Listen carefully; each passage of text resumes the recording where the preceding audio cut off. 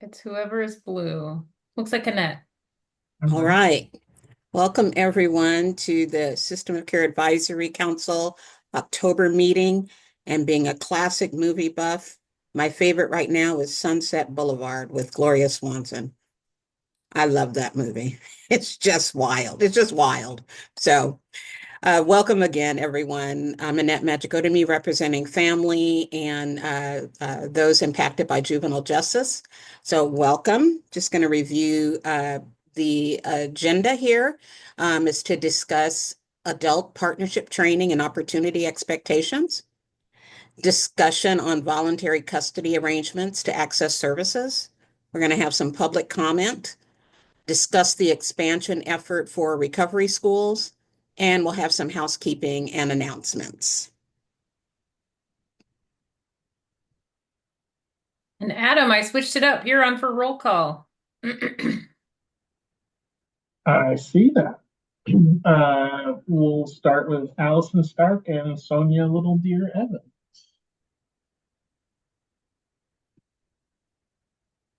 Not seeing Allison and not seeing Sonia. Jackie Serrano and Sandra Santos. Hello, Jackie is here. I'm not seeing Sandra either. Robin Henderson and Anderson Dubois. This is Robin. I'm here. Just finishing up lunch. Do not see Anderson yet. Kyle Johnson and Adam Peterson. Yes, Kyle, I'm here. Psychiatrist representative. Adam Peterson, I'm here. Judge Marisa Gates and Jesus Nunez Pineda.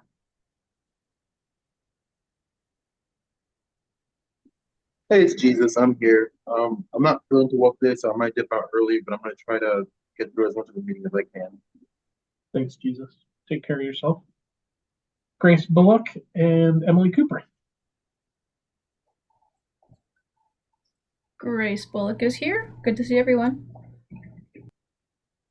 And Emily is also here, and I'm the representative from Disability Rights Oregon. Dan Toma and Cindy Cecil. Hello, Dan. I'm here, also eating lunch, so staying off camera for a bit. Cindy's here, also off camera.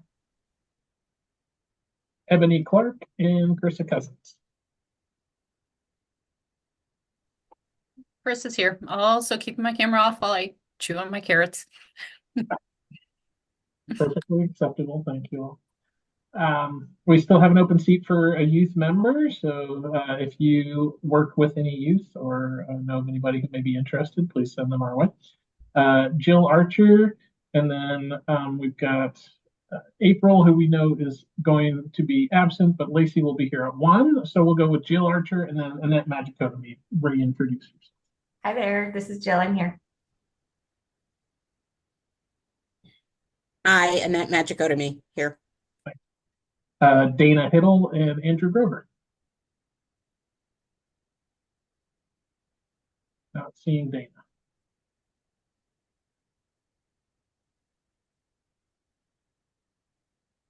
I thought I saw Andrew, but maybe I didn't. Oh, okay. Well, I didn't see Andrew.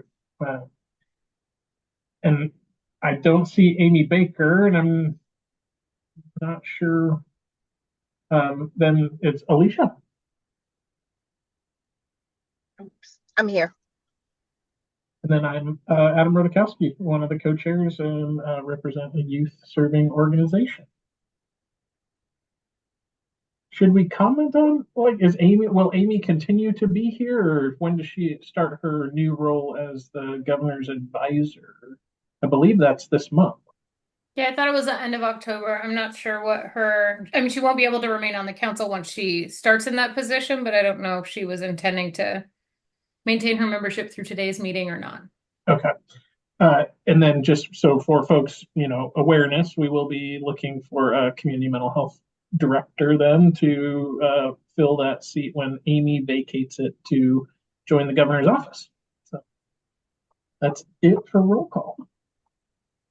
Okay, and then Jill, would you like to introduce yourself? Sorry, I probably put it in the wrong spot on the presenter's agenda. Sure. Hi, everyone. I was here last month, but I wasn't official yet, so happy to be official this time. I work at Care Oregon, and we wholly own the Jackson Care Connect and Columbia Pacific CCOs, which I'm representing here, so that rural CCO perspective, which is where I started my career doing children's system of care in Washington County, and actually implemented wraparound way back when it was a pilot. I don't even remember when that was. So happy to be here, and I don't know if there's anything else you want me to say. That's up to you. Thank you so much for joining us, Jill. We're excited to work with you. Thank you. And then I Thank you, think Jill. Adam, group agreements. Oh, sorry. Is there a question? Saying welcome, Jill. Thank you. Yeah, group agreements. Yeah, and Jill, yes, nice to have you officially, and appreciate you coming, a month early to get acclimated a little bit. So we're happy to have you. So group agreements, family and youth are welcome to participate in the meeting at any time. We are here to listen and learn from you all. So if you take the time to be here, we want you to participate. Members of the public who are not youth or family members can speak during the public comment period and can contribute in the chat. And if you send a private chat to Joylene Carter, Alicia Overstreet, or Annette Magico to me, they will share your comment anonymously if you'd rather not be directly attached to it. So group agreements, be present and participate, be respectful, try not to interrupt people. Sometimes we kind of step over each other accidentally. That will happen, but do our best and use the name and pronouns people introduce themselves with. Another one is acronyms. Let's try and avoid them. Sometimes it happens, and folks, please kind of define those in the chat if you can, if somebody does use one. Opposing and different ideas are welcome. Diversity of thought is an important aspect of finding the best solutions to this work. So challenge the ideas, but not people. For those that are quieter, let's honor them and allow them to speak. And for those of us who sometimes are more likely to speak, kind of take a pause and consider if you should lean in or lean back. We won't problem solve for individual situations in this meeting, but we will connect you up with folks who can maybe help you after the meeting. Our purpose, of course, is improving the system of care here in Oregon for children and families. Please be mindful of power dynamics you may hold and the power dynamics in the room and how those do affect relationships. And then as always, we want to be solutions focused. We know that there are problems, and we would like to drive towards solutions and making the system better.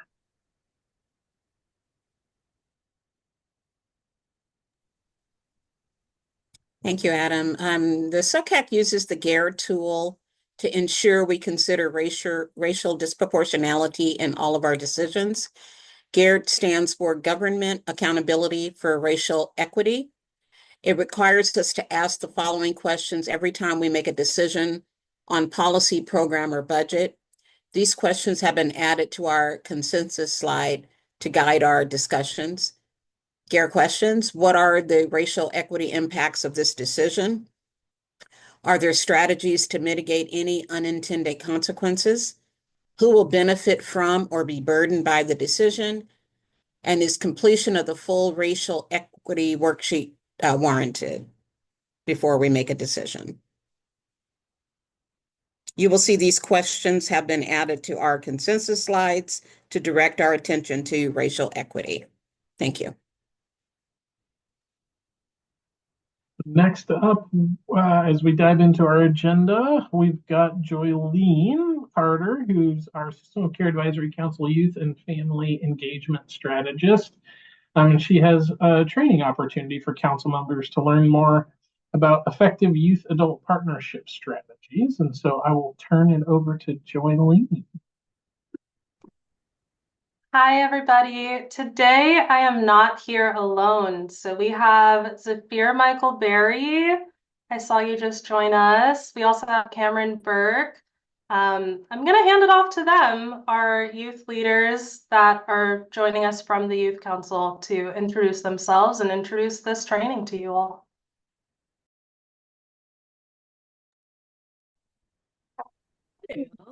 Hi, I'm Cameron. Oh, we're talking over each other. Right?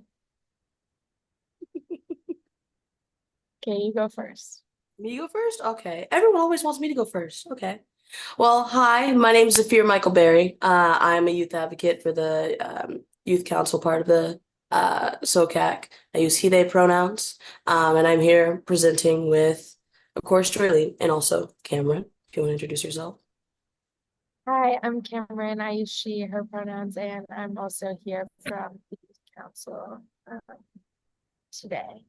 Okay, so basically, the two of us just helped build this training, the Youth Adult Partnership, which really just focuses on youth adult partnerships. That's exactly, like, I'm trying to think of a more creative way to say that, but ways that youth and adults can more effectively work together, and yeah, just acknowledging different things like power dynamics and what adults can learn from youth and what roles adults can play in these mentorship or similar roles for youth, and how it can be like a mutually beneficial experience. And yeah, so it's very strongly recommended that everyone here, especially voting members, take this short training. I'm pretty sure you can like double speed it if that's your vibe. And yeah, so next meeting, the reason being next meeting, there will be a vote to change the official youth engagement framework that SOCAC uses, and it will be going from the old model, which is the ladder, and then yeah, so this is the ladder, and this is what the current model is. And the reason it's maybe not the best is because to like climb up a ladder, you kind of have to like go through the bottom rungs, and we don't necessarily want to have to go through those things to get to the top ones. And also it kind of implies like one step at a time. However, the model that's presented in this partnership training is the next slide, and it's the flower model, and it just like emphasizes that a lot of these things like work together in an ecosystem, and these things that we don't want are like little bugs that are eating the flower, little pests. And yeah, so that's why you should take the training. And now I'm passing it over to Zafira. Okay. What's the next slide again? I'm sorry, got a little turned around. Okay, go back for me. So another reason that I think everyone should take the training is because of what the contents are. There's of course the difference between the ladder model and the flower model, and why we think they're both good and bad. I personally liked the ladder model more until I thought more about it and saw, like what Cameron was saying, that it seems like you have to go through tokenization, and you have to go through all of those steps before you can have meaningful youth and adult partnerships. Whereas the flower model shows them more as pests and goes more into depth about all those little things that goes into youth adult partnership and grows it like a flower. It's kind of like tending to a garden. There's also personal anecdotes from the both of us about how we have had good and bad experiences when it comes to youth and adult partnership, and how to use that practically in your work and in actual real life situations versus here's what to do, here's why you should do it, go do it. And I think that's also a very important part. And yeah, we can go to the next slide.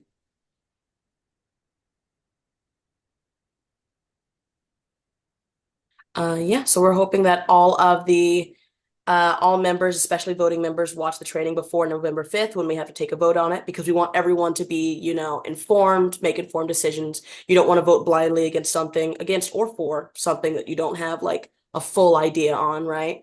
And then once you're completed, please email Joylene so that she knows that you took it. And then yeah, we're hoping to get this passed as hopefully mandatory come November 5th. Thank you both so much. And I just really want to uplift. There's a lot of love happening in the chat. Folks who watched the training, I know some of you here were actually in the synchronous version of the training. So thank you so much for everyone who's participated and supported it so far. I put a link to the training in the chat for anyone and everyone to view. These two incredible young leaders that you just heard from are actually the people who are co-facilitating that training alongside Matchstick Consulting. A lot of the content in there, they developed themselves. So just really want to emphasize that this is youth telling you exactly what it looks like to partner with them respectfully and meaningfully and nurture that relationship.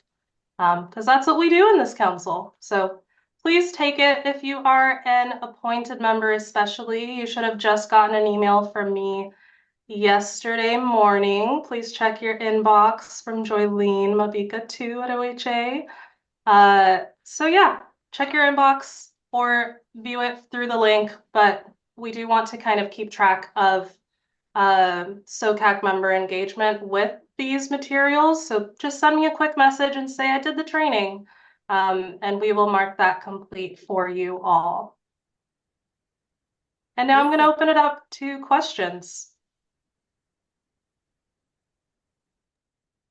Joylene, Emily asked in the chat, what do you think about holding space in this room to ask questions after viewing the training? I definitely think that when we come back and we are wanting to hold that vote on November 5, it makes sense for folks to bring questions, right? So please do. It's not going to be a quick yes or no vote. We want to make sure that this is something we are all on the same page about and feeling good about. So yeah, view the recording, write your questions down. You can even send those questions to me in that follow-up email saying you completed the training, so then we know what to address in the moment. Any other questions?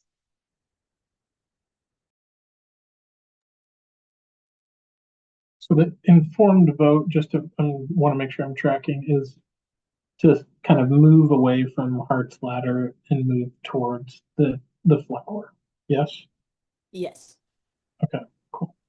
Specifically around youth engagement or youth adult partnership. So this does not replace or change anything related to family engagement. That is work that will come later, but this is specifically teaching all adults in this space and youth how to meaningfully work together.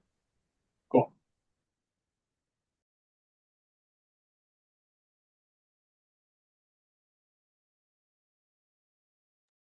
I guess, would it be okay for me to ask a question of Michael and Cameron, maybe? Absolutely. Would you be willing, I heard you kind of talk about a little bit, Michael, about how you initially preferred Heart's Ladder and kind of made a shift. And I'm curious if either one or both of you would be willing to kind of expand on your preference and kind of why you feel that way. I'd just love to hear kind of your thoughts. Yeah, I totally could. So originally, it might not have even been the Hertz model. There was one that was stacked just like the Hertz model, but it was boxes instead of a ladder. And to me, it was like, it's not a hierarchical thing. It's like, these are just the different points that you see when you experience youth and adult partnership. It didn't mean that you have to hit one to hit the other. It just meant that this is usually the scale of which that looks like to most adults. But when it was explained to me, like how the Hertz model works, it's a ladder. You have to hit the bottom rung to get to the top. You can't just jump a ladder. It's not a stair. And so in that case, just by it being a ladder, it means that you have to hit that rung before you get to the other one. You have to have manipulation. You have to have tokenization. You have to have all of that before you can get to that. And having that be a part of a model in which a largely adult space is using when trying to foster more youth and adult partnership, I think it's a very damaging image to have. I think it sets people up for the wrong view of how to reach youth and adult partnership, because you can go from I want to have youth in my space and how to actually put them in it. You don't have to manipulate them. You don't have to tokenize them. You can do it practically and properly the first time. And of course, it's not always going to be the same. And it changes depending on who's doing it, what the workforce is, what type of youth you have there.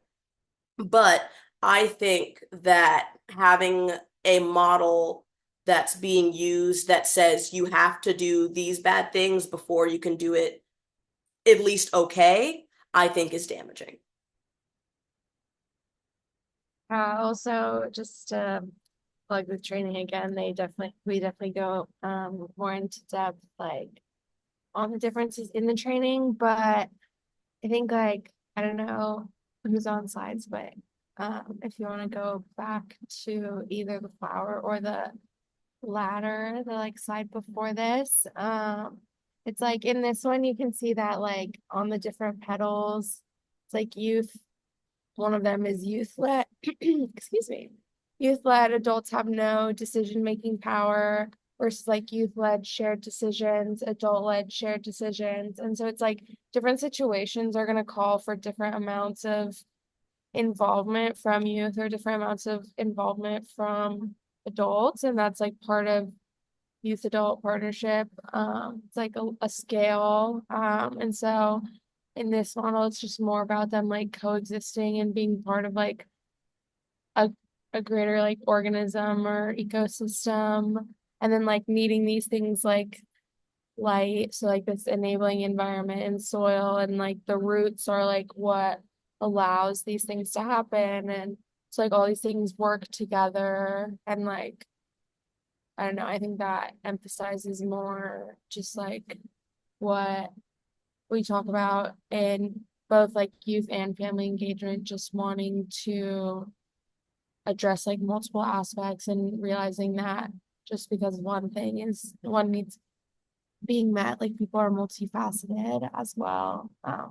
So versus like the latter model, the older one, like I think it's like the shared partnership, like equal is at the top, or maybe youth led is at the top. And so it's like that's in this, young people and families share decision making. And so it's like that would be the ultimate goal in this one. And that's even like above young people and families lead and initiate action. So it's like both of these things can and should happen together, or like in different times and places is kind of like my answer to that, I guess, of like why I like flower better and think we should move to that one. I guess I also have one last thing to add, is that, at least to me, I speak for myself, is that there's a difference between youth-led spaces, adult-led spaces, and a youth and adult partnership. So this is specifically youth and adult partnership. It's not there, because there's definitely spaces where youth should be in control and there's spaces where adults can be in control.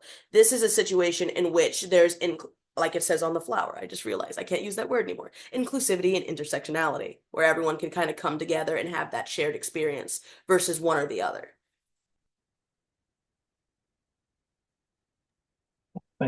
Thank you both. I appreciate that. Really. And so then we're coming back to make this decision as a council. And so really that's falling into in this example, then it's really youth. Like, I'm just looking at kind of the petals there. This is really more adult decision making, but based on the recommendation of the youth council, then yes, with of course your representation here and the voting members. Just kind of calling it out. Good question, Adam. Yeah, I mean that's a really great point. That is essentially what's happening. I would say that this youth adult partnership training, like the original idea was conceived by the youth, right? And then all the way through implementation, that was all youth led. But at the end of the day, this decision is being made by the full council, right? 25 people, and we have Jesus representing one youth spot. So Just keep name all it. of that in frame as you Yeah, step into that decision as well.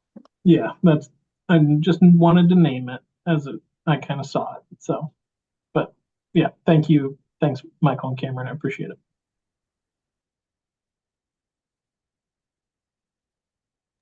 And just to reiterate, because we've had a couple council members join since the beginning of this presentation, the ask is that you watch the Youth Adult Partnership training. We sent it out via email. There's a YouTube link to it. It's an asynchronous training before our November 5th meeting. If you have questions or challenges with that, please reach out to Joylene. She can get you the training. I mean, like you could screen share it or something if you're having a hard time getting to it on YouTube. But the hope is that we all have this shared understanding of what the model is, and then we come back in November and we decide whether we want to adopt it for our work in our partnership with youth. Anything else, Joylene, Zafir, or Cameron? I know Emily has her hand up. Oh, I'm sorry. I didn't even see you. Emily. Hey, thanks. So, I definitely think this is a very gentle but kind and important call out to us. The other thing I just wanted to like maybe go down like a lawyer gobbledygook for a second, but there's ethical rules with lawyers in our state that also should be following the flower model. I'm just going to throw it out there. One of our ethical rules, it's the technical rules 1.14. It's when working with clients, whether they are under the age of 18 or have disabilities, is that it is co-decision. It's not even co-decision. It's really the client makes the decision and we're just the counselor, the adult is. And so I love that you're doing this. And I think it could expand into public defense attorneys, public interest lawyers. I love the idea of getting the word out there.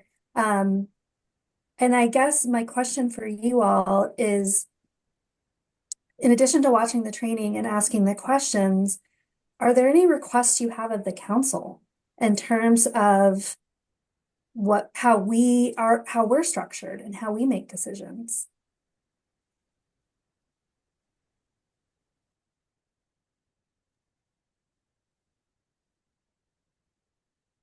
I think Joylene might talk about this later, but we are proposing to like expand the eligibility and number of youth council seats on the full council from 2 to 4, and slightly expand the eligibility, which might be a non-issue at this point, but guess That makes sense. There's power in numbers. yeah, that's at least one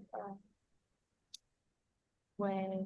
Yes, we have had the problem that none of our like most active members have like been eligible to apply based on the way that we understood the rules, which was where we were going with like the eligibility changes. But I think we might have figured that out. But yeah, we're proposing to expand to 4 seats. And yeah, I guess I don't know. I think a big thing that I've heard is just like space in these meetings to like have an update and have youth come in and like talk about what they've been doing. I know the Oregon Youth Addiction Alliance like was hoping to have a spot on this agenda but kind of got wiped out. So no one's here talking about that except me right now. But yeah, so I guess those are just like some ways like actually like inviting youth to the table to speak, I guess. So And yeah, I just Michael. want also going back to like what Adam said, if youth have more seats on the council, it's less adults making decisions for youth who are informed and more youth getting to have genuine like they get to vote, they get to make those decisions for themselves as well. Now that makes more sense, and I think it could even trickle down into the subcommittees, like making sure there's a youth in the subcommittees. I'm gonna like raise my hand and call out me and my organization, Disability Rights Oregon. I think part of what has been hard for us, and I'm saying DRO, is how to engage youth meaningfully where we're creating space where they want to come and share their voice. And I know part of that is, having numbers, holding space, sharing decision-making power. But are there other ways where we could make being part of this committee having more youth want to apply? Like, it'd be wonderful if it was like something that people really wanted to be a part of. I see. I think for me, it's just outreach for this type of work is very hard. I feel like there's a lot of youth that do what we do. And it's not like it's like 1 in 100,000, right? I think it's more so that there's a lot. I would say there's a lot going on. Like, even for me, everyone in the council is like either in school or like working or trying to, and so finding all of those people and meeting them where they're at, I think is the best place to start with outreach. And also, if you ever wanted to come to the youth council and ask us for ideas, we would love to have you. We love having a packed agenda. I would love to be there. But I think this is like, it's starting the conversation. Like, what about the meeting time? Is it about reimbursement? Like, I think we just need to stay really humble and open, like organizationally and the council. So I would love to come, Michael. So like, I'll put my email in the chat. I would say just like, because like I don't know if I can actually do that. Well, I probably can. They like me. But I would reach out to Joylene, and then we can try to. I was gonna say pencil you in. That sounds so mean. And we can get you scheduled to come and meet all of us, all of our youth at the council, and hear from a bunch of different perspectives. Because of course, me and Cameron's opinion is me and Cameron's opinion. You know what I mean? There's plenty of strong, opinionated, ideaful, I don't have a better word, youth on our council that could probably give you some more good insight to use.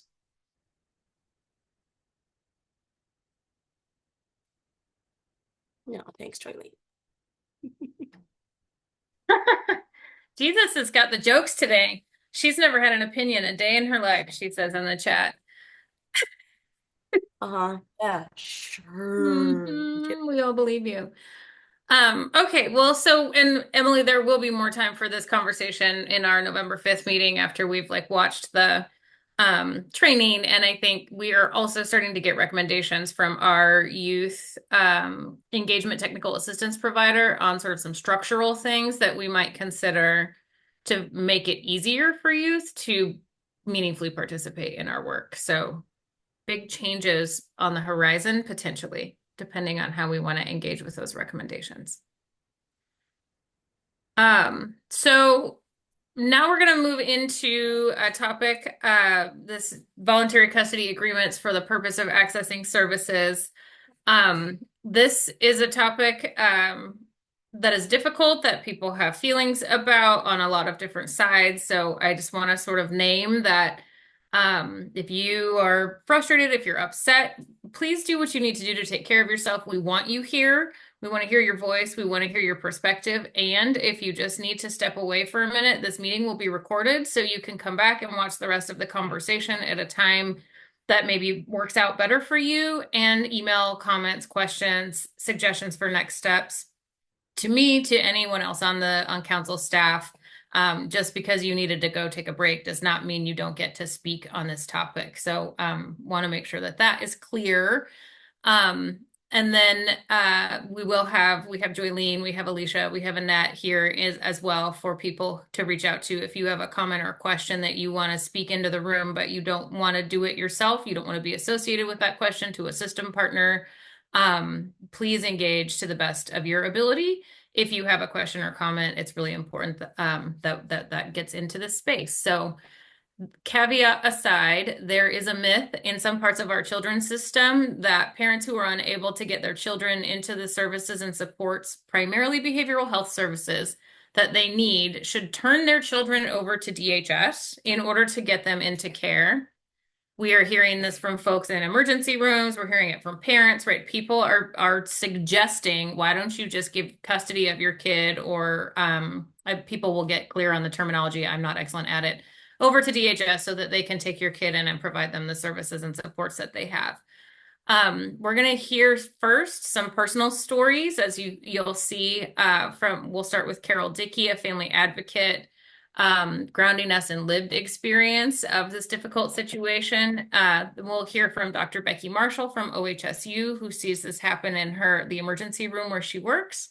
And we'll hear from Ellen Bell, the director of the Governor's Foster Care Advisory Council, where they had a conversation about this very topic a couple weeks ago. So the hope is that we can ground ourselves in this lived experience in people's spaces, hear what's already been discussed, and then take another next step on this topic. So we're going to start with Carol, and welcome, Carol. Thank you so much for being here today. Do you want the slides up, or would you prefer it pulled down and we just are in little boxes with one another? However you prefer, whatever is the custom. Thank you for having me. It's good to be here today. And I just want to say, Michael and Cameron, I just want to thank you for all the work that you've put into this. I think maybe you've given all of us a model. It's really beautiful. And I can't wait to look at the training. So thank you for that. So Anna approached me a couple of months ago and asked me to participate in this discussion. And so I've had a minute to think about it, about what I might say today. And, most days I don't have to be asked twice to think about the family experience, but I will tell you that every time I considered what I might say today, I just felt sick. I have a son, now almost 16, who, because of a decision my partner and I made, does not live in our home. And when I think about words like voluntary placement or voluntary custody, like so much of the language used within systems, they are totally detached from the experience to which they refer. So for context within this discussion, voluntary placement is the system speak equivalent of what families experience as a long, slow, painful death. It is an absolutely excruciating choice. It's a decision with devastating consequences for all concerned. It violates all you know to be good and true. It's a decision you see every time you look in the mirror. And it's one that families are forced to make when there is absolutely nothing else. So what the system knows as a voluntary placement agreement is a family deciding to pull the plug on the ventilator that was keeping their hope alive, that was keeping their family whole. There was an email, a planning meeting email that came out several weeks ago, and I noticed a statement toward the bottom that read in part, SOCAC's position is that relinquishment is a symptom of a broken system. Well, nothing could be truer, right?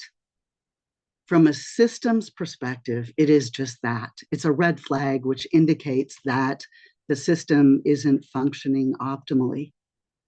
For families, though, the decision to seek a voluntary placement agreement or a voluntary custody agreement is an outcome.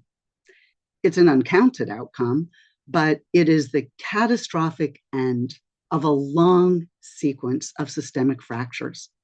And the problem doesn't start at the point of pulling the plug. It starts way upstream.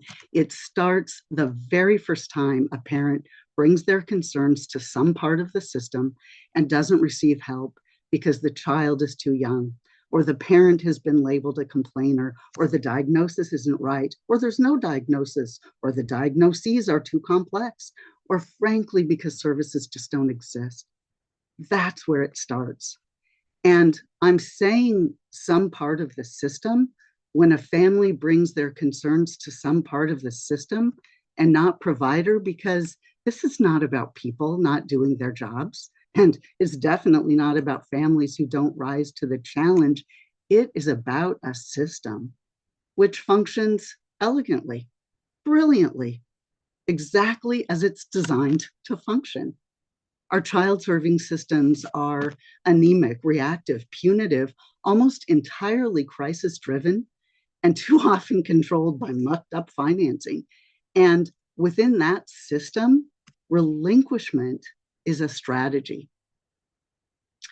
It was first suggested to my partner and me by an experienced family attorney to resolve a payer dispute. After decades of practice, that was his best advice. Our son had been in residential treatment for 2 months, and our commercial insurance declined to continue paying. They claimed he needed a higher level of care, with higher level being code for passing the burden to the state. And mind you, no one believed he was ready for discharge. This is a fracture. Because we had adopted our son through foster care, he was dually insured, and whatever levers may have been in place for the state to pick up his care when the private insurance bailed, they didn't kick in. This is a fracture. And as a result, we ended up signing a financial agreement with the facility whereby discharge would be deferred and we would assume responsibility for the cost of his care if the issue couldn't be resolved. This is a fracture. And we simply could not wrap our minds around the fact that we would have to surrender custody to get help. Believing the entire process was absolutely ludicrous, we turned to the Oregonian. And the following Sunday, the story of a boy with 2 insurances and no access to care was featured prominently. And early the next week, our child was placed at the state hospital level of care. This is a fracture.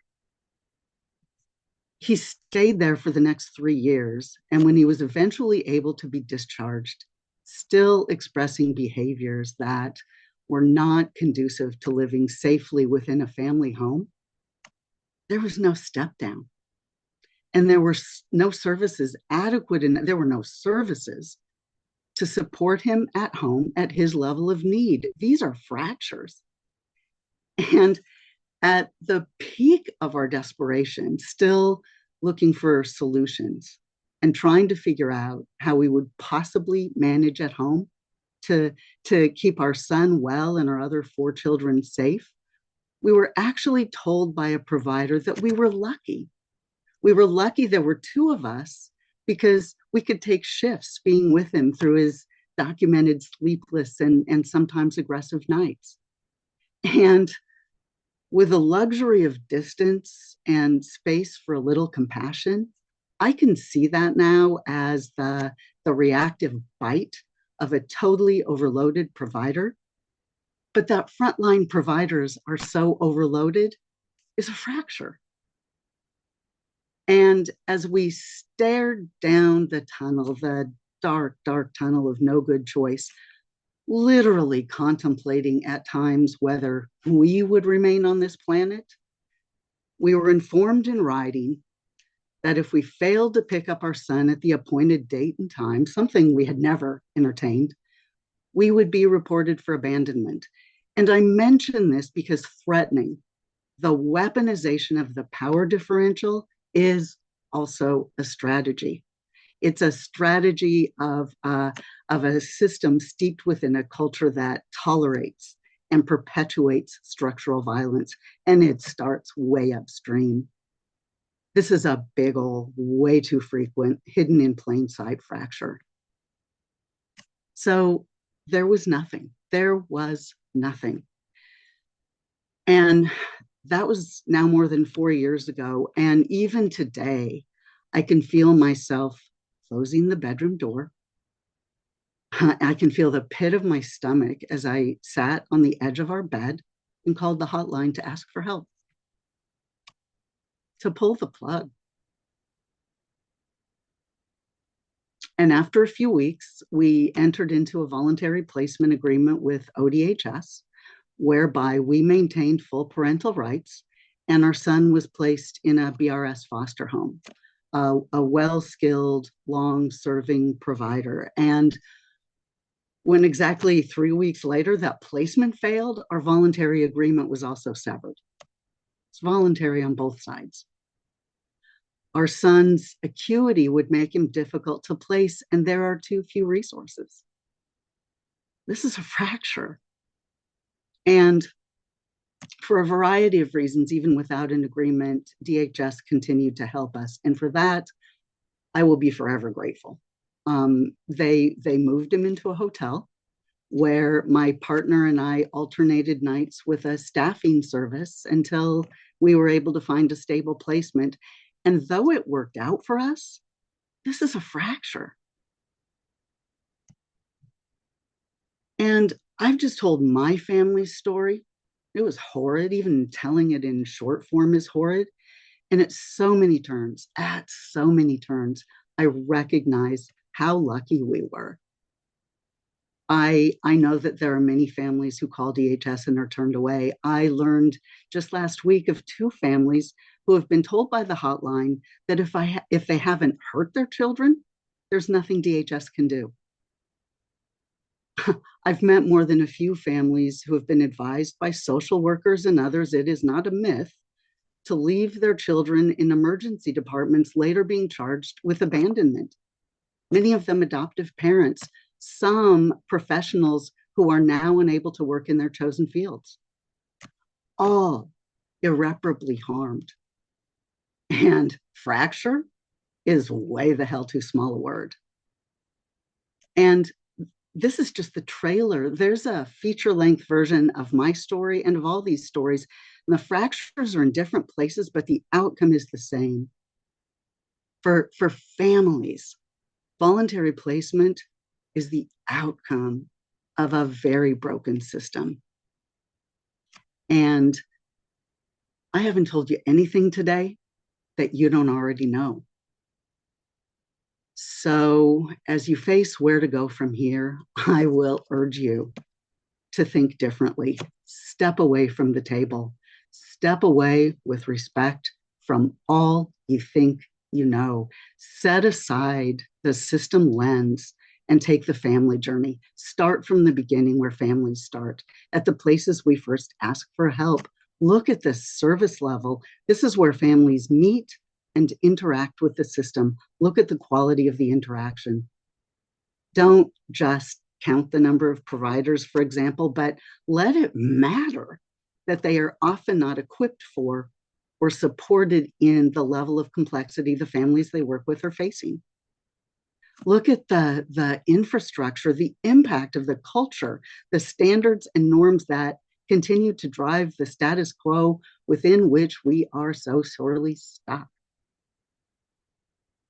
And with all that said, and having talked for too long, I want to acknowledge out loud that I see progress in the conversation. I see lots of it recently, and I remain sincerely hopeful for change.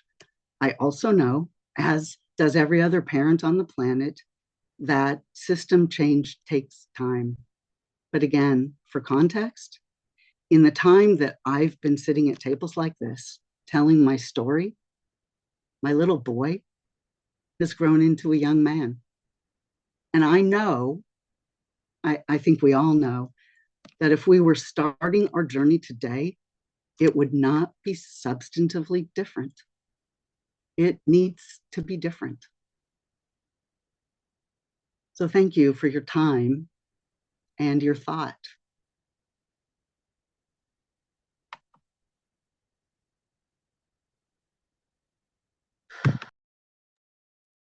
Thank you so much, Carol. Really appreciate your story and the effort that it takes to come and share it.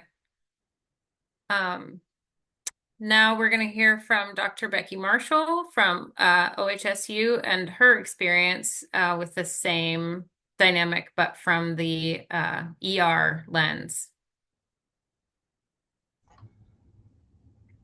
Hi, everyone. Thank you for asking me to come to SOCAC today. It's hard to feel like I have much to add to what Carol just said so powerfully. I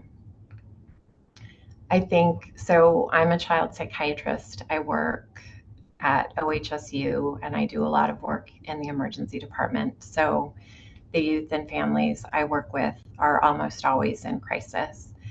And I was in a meeting with Christy a couple of months ago, and I mentioned a very upsetting experience that I had had in the emergency department with a parent who was so overwhelmed with what was going on with her child that and her inability to get help, that she brought him into the ED and said, I want to give up custody. I want to give up my parental rights. And he was not a foster child. So, you know, in this case, there are there's not really much that DHS will do, in my experience, even when it's a parent who's saying, I'm not safe, my other children aren't safe, I need help so that something bad doesn't happen. But this particular mom had been told by her son's DD worker, go to the emergency department, tell them you want to give up parental rights and you'll be able to get more help. And so this mom came in determined that that was what she was going to do. And over the course of our conversation, which was probably an hour and a half, at one point I said, do you actually want to give up parental rights? And she burst into tears and said, no, I don't want to give up parental rights. I just feel like I need help and I don't know what else to do. And, you know, so in that particular case, we were able to help her. We were able to help her son. We got some things in place. And I haven't seen them back in the ED, which I hope means that things are going better. But this is not an isolated case. We have had so many parents who bring their kids in, whether they're foster parents, biological parents, adoptive parents, and say, I've been trying to get help for so long, I can't get help. I can't keep things safe in the home anymore. Occasionally we'll have parents who send their children to the emergency department, like Carol was saying, and don't come in and say, I can't take my child home, you're going to have to figure something out. And I think just underscoring what Carol is saying, I don't think that that is something that any parent chooses to do except out of real desperation.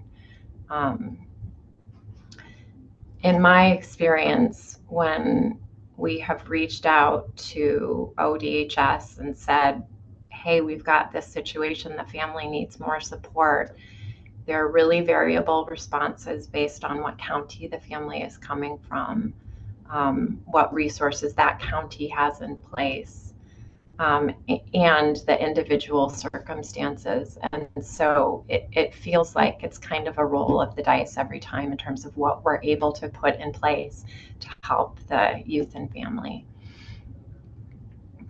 And I think that's all I want to say for now. Thanks.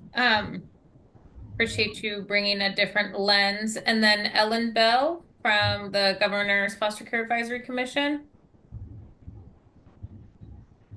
Hi, thank you for inviting me here today. Nice to see you, Carol and Becky.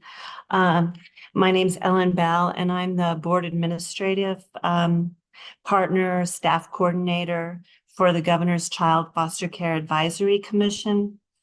All of the people on the commission are volunteers with lived experience in child welfare in some capacity. And Dr. Marshall came and spoke to the commission this last September and outlined the story that she just told us now. And the commissioners have all, from their various roles, have heard various parts of this from different people they work with in different capacities. So this wasn't, a surprise to anybody, but definitely is a concern and one that they would like to be a part of addressing. So a couple of things came up that just as thoughts for us to carry forward, mainly 4 of these, because we do see this, or they do see this as a multi-system issue that needs to be addressed with thoughtfulness and collaboration. And a couple of things that come up, and do excuse my background because I'm at a meeting with the foster care unit, and so I'm in the lobby. This phones are ringing, so pardon me. The first thing is that we need the same language to communicate, like the term relinquishment. A lot of people in the child welfare system don't use that word, but that might be used by people who are bringing their kids, or it might be used by somebody in the emergency department. So if we're not even using the same words, we don't really know exactly what we're talking about. So one of the things that we have to get on the same page about is the language that we're using to communicate this issue. And the second thing basically being, if we're thinking about, and I loved what Carol said about, even though we're talking about systems and multi-systems, we're also talking about services. And the word service brings it more, I think, closer to the humanness. And maybe if we think of this in the services that we offer, in the assistance that we offer to others, maybe we look at what role can each service play to correct this? Like, what's the roles that each system or service has in this, so that we don't need to necessarily reinvent the wheel, but we just need to know what our part is.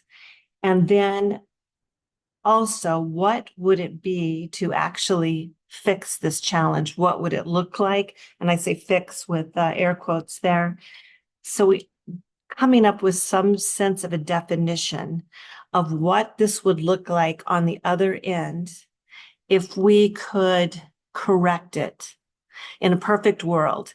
And then that gives us sort of a model to work toward. I mean, it's not having the answers, because clearly there aren't answers immediately, but how do we bring various systems together and have discussions that can lead to these solutions, that are honest discussions without the defensiveness that sometimes happens? Because sometimes I think people are like, well, we're doing this, or we've done this, and this hasn't worked.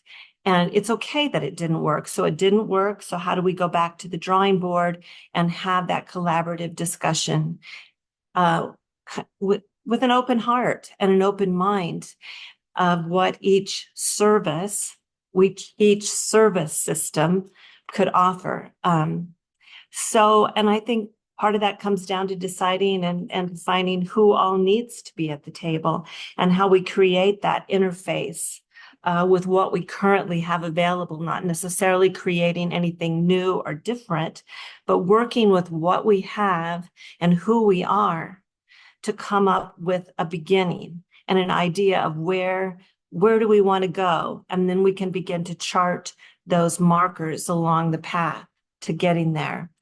And I think in some ways, when I hear these words come out of my mouth, I think this sounds very esoteric and very pie in the sky. But I think if we break it down and bring it back down to the ground, into a groundedness of what we all do and what we can offer and what we can bring to the table, and what with the system and service that we currently work within, how do we come together to correct this?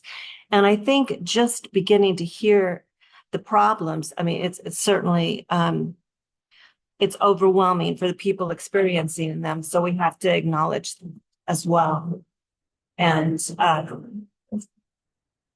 sorry about that. we're working with what we've got right here too. So anyway, I don't, like I said, I don't have an answer. No one at the commission had an answer. It was really interesting when we had a discussion about what happened at the commission. Everybody's kind of like, well, we all see the problem from different angles, but we don't really know where to go with it. So I think that coming together and trying to just start at the ground and define where we want to go, and those steps might be a good first step. But we are happy, and the commission is very willing to be a partner and be at the table and be part of the discussion in whatever way they can help. So thank you for that. Thanks, Ellen. So to sort of take this to the next space, what we heard, especially from Carol, was powerful and really important. I want to move folks into small groups just to sort of process a little bit. What was your reaction to the topic? What systems should be engaged to be a part of the solution? If you have an idea of what, to Ellen's point, what is your perfect version of a solution look like? We can start drawing that. We can start figuring out who needs to come to the table for this conversation. The myth that I mentioned earlier, I guess, is that it's functional to have DHS solve this problem, right? That what we really need, DHS is probably not the problem solver that we're looking for in this conversation because, and I don't mean any offense here, but like they are the problem in that like we're trying to solve for the fact that we don't want kids having to go to DHS to get the services and supports that they need. We want when families identify a problem for their service needs to get met early in a way that works for the family, right? So what other systems or supports should be providing that care so that we never have to get to the point where a parent is desperate in an emergency room or on the phone with DHS. So that, thanks, Lacey. So that is the question that I just want us to sort of start wrestling with. I'm not expecting that we're like going to pop out the perfect answer after 15 minutes of conversation, but I want us to recognize that this is a multi-system challenge. So let's go into small groups. I just made them randomly. So there's 5 or 6 folks in a room. There's a mixture of governor appointed or judicial appointed members and members of the public, members of the youth council. So just go in the room and process it. If you can brainstorm on some solutions, feel free. And we'll come back in about 7 minutes and just sort of talk about what you all talked about in your small groups and see what direction we want to take this moving forward. Any questions before I whoosh you all into breakouts? How long did you say we have for the conversation, Anna? I mean, about 7 minutes, Adam. Do you think that's not enough? To solve the very huge problem? No. Yeah, no, I mean, poof, right? We just get 50 people thinking about it at one time and problem solved. Okay. Do you want it to go 10? And maybe I'm going to show my ignorance here, but I was under the impression Oregon that you didn't have to give up parental rights in order to access services. So are we talking about, so I guess what I'm struggling with is that, are we talking about system barriers that result in families feeling like they need to do that in order to get the necessary services? Do you see what I'm saying? I'm trying to understand what structurally we're I mean, I have lots of thoughts, but just to help kind of frame the discussion a little bit more of like what the landscape actually looks like. Can I provide a little clarification, Anna? Sure. There's a difference between parental rights and custody. So let me start over. I'm Lacey Andreessen. I use she, her pronouns. I'm the Deputy Director for Child Welfare. There's a difference between parental rights and custody. And we in the agency use the term relinquishment when a parent is relinquishing their parental rights. When a child enters foster care, often we take protective custody and then custody from the parent. That's kind of the traditional route.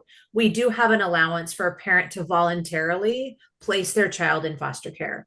The limitations to that is that voluntary placement agreement is time limited. And I'll just leave it at this. We are also a parent in this system whose children are not getting their needs met. Having a child in foster care does not provide any additional access to behavioral health placements or services, or children experiencing disabilities getting additional services or placements. So we access those the same way that any parent in this state does. So I just wanted to provide that context. So Allison, I think the answer is really the gap in where parents are feeling like the only way to get kids the care they need is by handing them over to DHS, whether it's a legal, a voluntary agreement or a relinquishment of parental rights. I think it's more like the systems level minutia, but it's more. Carol, I see you've unmuted. Can I offer one more time that this is not just parents making the decision. It is parents being advised by attorneys, by social workers, and coming to the decision. It doesn't originate in our minds. Thank you. Really important point. All right, are we ready to go into breakouts? And if you don't want to go into a breakout room, don't click the little blue button. If you just need to breathe for a minute or feel your feelings, then you do not need to go into a breakout room. However, if you want to go process or plan, there should be a blue join button popping up for you right now.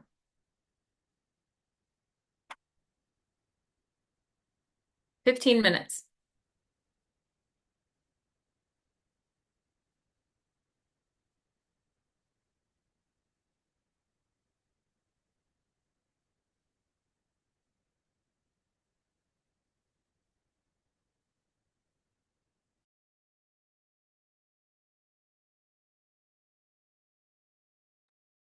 Brenna, if you want to pause the recording while we're in breakout rooms.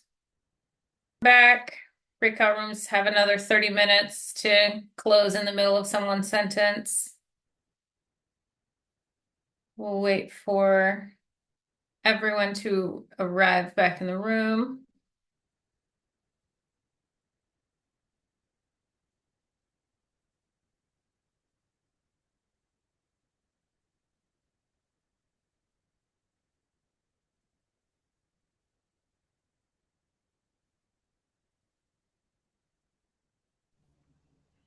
Hey everyone. Welcome back. I hope that was long enough. I think I gave you a little bit more than 15 minutes because I forgot to look at the time when I opened the breakout rooms. So now we have time and space for a larger group conversation. Just kind of what was your group's reaction to the topics? What systems did you identify that should be a part of solving this problem? And did you identify any recommended solutions? So no pressure, unlikely that you solve the problem in your 15-minute conversation. But is there someone who wants to volunteer who said we had an incredible conversation or a really important point made in my small group and I'd like to share it out to the larger group? Heidi. I had a great group and it was very hopeful. And so it was such a pleasant conversation. We were talking about Lane County's stabilization center that Cahoots is creating currently, and that is supposed to be built. And that was a space where there'll be a youth side and an adult side, and there's a 72-hour period where folks can go there. So it sounded a lot like respite, but the respite also had care providers, medical care providers, behavioral health providers come to the stabilization center and work with those folks. And I see Abigail's hand raised, so I'm gonna defer the rest of it to Abigail. Excellent. Abigail. So I recently attended a meeting that the Stabilization Center put on at Looking Glass. And in 2025, it's not created by Cahoots, but Cahoots is going to be possibly dropping some people off from different places. It's going to be something people who maybe are getting out of jail or getting out of mental hospital or getting out of a general hospital, anybody who like even homeless people, anybody who like needs medical care. They're even going to have like a family side or like a family room where families can stay in it so they're not separated. So like one complete side of the building, separate entrance, is going to be youth, and then on the other side it's going to be adults. This is not something that will be finished until 2025, unfortunately. but I got the opportunity to help them decide what different things that they were going to have. They're going to have like a $30 million budget, so it's going to be a pretty nice place for people who are in need.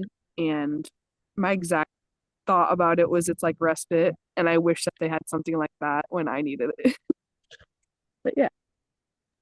Thanks so much, Abigail. Wendy. Yeah, thanks, Anna. I really do want to discuss something that I brought up in our group. And I don't mean this as a negative thing, but I don't think anybody could describe a parent's experience better than Carol just did. It is nothing she said is uncommon, which is the sad part. But she said it, I think, better than anybody could. But what I want to address is that I think a lot of those breaks in the system come from such a misunderstanding of parents and families and why we would ask DHS for help to begin with. Last year, I was in a SOCAC meeting, and I haven't been back since. I heard a representative of ODHS Child Welfare in that meeting be asked why a parent would ask for a voluntary placement. And she said that she gave the example of a child being asked to take their insulin, and that the child might escalate at that point, and the parent might decide that they can't care for their child at that point. Now, I'm going to assume that that was an expedient answer.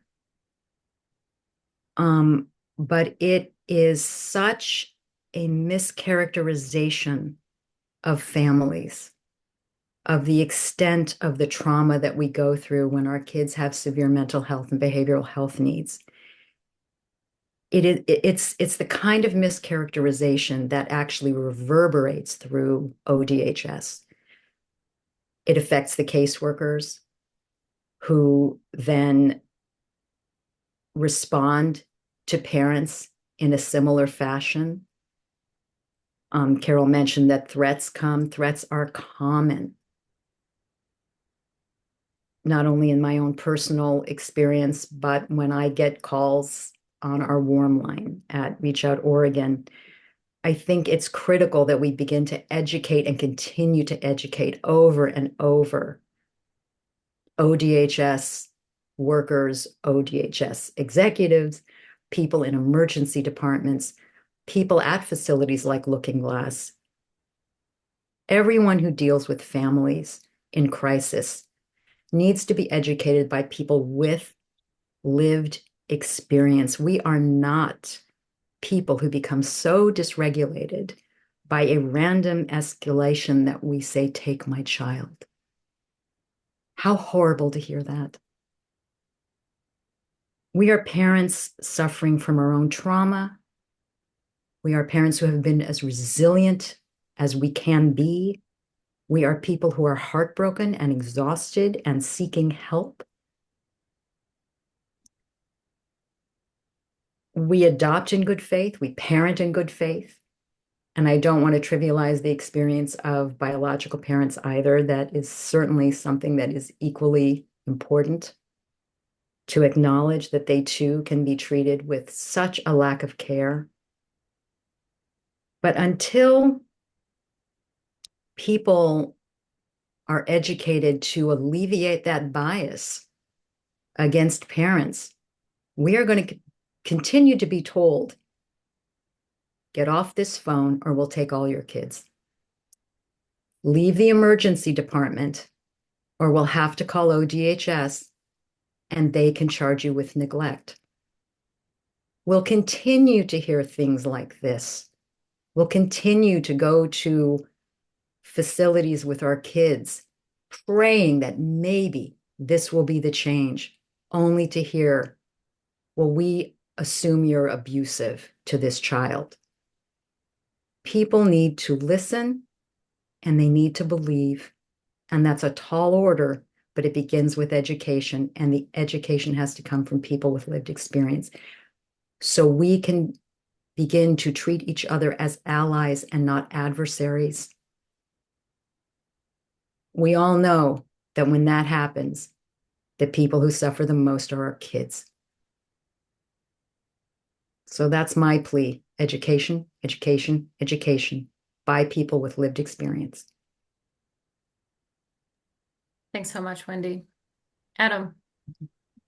Yeah, I mean, I think by the time that, to Wendy's statement about parents being at ODHS's door, like we've missed the mark, right? Like there, we should have a system that doesn't push people there, right? And so when I think about what systems can engage to be a part of the solution, I think about more population level like looks, right? And so by the time a young person is 5 or 6 years old, the heavy majority are engaged in the public education system. And so the Department of Ed has an opportunity, right, to see the majority of these young people. And is there a way to have some real, clear expectation around identification, whether that be through school-based health centers or something like that, to support young people who are struggling at 5 and 6 years old, and to provide the intervention that is needed then, right? Instead of waiting until they're 11, 12, 13, and we've done damage to family and child, right, over those years. So I think about that. And then, I also think the Oregon Health Authority, whether that be from a public health standpoint, whether that be through behavioral health, whatever the case may be. But I hesitate to tie it, to eligibility of like CCO eligibility, right? Like I wouldn't want to limit that. And Dan's here and can talk, we can work with CCOs and private insurance to figure out how to fund the services. But I think there's an opportunity there. And so I guess for me, the other piece is it's at least a 2-generation solution. We've got to start doing this work up front early, identifying and supporting families up front. And then we also have to build a system that supports the families that are already in this journey. And that's through increasing access to care, when children need it outside of child welfare, whether that be through increased psychiatric residential treatment programs, increased and more fidelity to intensive outpatient programs, right? You won't, like, residential treatment gets a bad rap. Well executed, well supported, family engaged short-term residential treatment can make positive experiences for young people and help them and their families heal. So like we've got to also build more of that system in Oregon. The folks that are here are doing everything that they can, and there's not access to it. So that would be my ramble. So. Thanks, Adam. Emily. So my group also had a really great conversation. We had a really great cross system too of different people in different parts of the system. I think our reaction was Carol's story and was incredibly powerful, and unfortunately isn't uncommon, but also what is uncommon, and I'll just call it out, is hearing someone as educated and as powerful and, has the socioeconomic, has, all these other classic privileges also fall through these gaps, helps explain how it's not a fracture, it's a chasm. And for me, if we're talking about solution, in addition to Carol, like I'd want to talk to her son. Like what did it look like from his perspective? Like where was the gap for him? Once, he was in the system, I'm sure there are that many more fractures. And so what would that have looked like? But in the group, we talked about how our dream is like where we live in a society where, Carol's son's teacher had the resources and the time to suggest things, the doctor, the neighbor down the street. It didn't have to even wait to be in an emergency department. You know, these systems are aimed at prevention. And if there were enough people with the right skills and resources and services, could we get out ahead of a lot of this? Because whether it's child welfare or Oregon Developmental Disability Services or the school system, any system, like if you're going to hit that system at a crisis level, I think Patty in our system said it really well, which is like the way our system is designed is broken. Because it you know, Patty, I don't know, you said it so much better than I did. But I think we're going to have to look at that. And so our solution was, at the end of the day, it's about creative leadership in these systems that aren't afraid of disrupting, and the money that those people need to make the change and bring the services.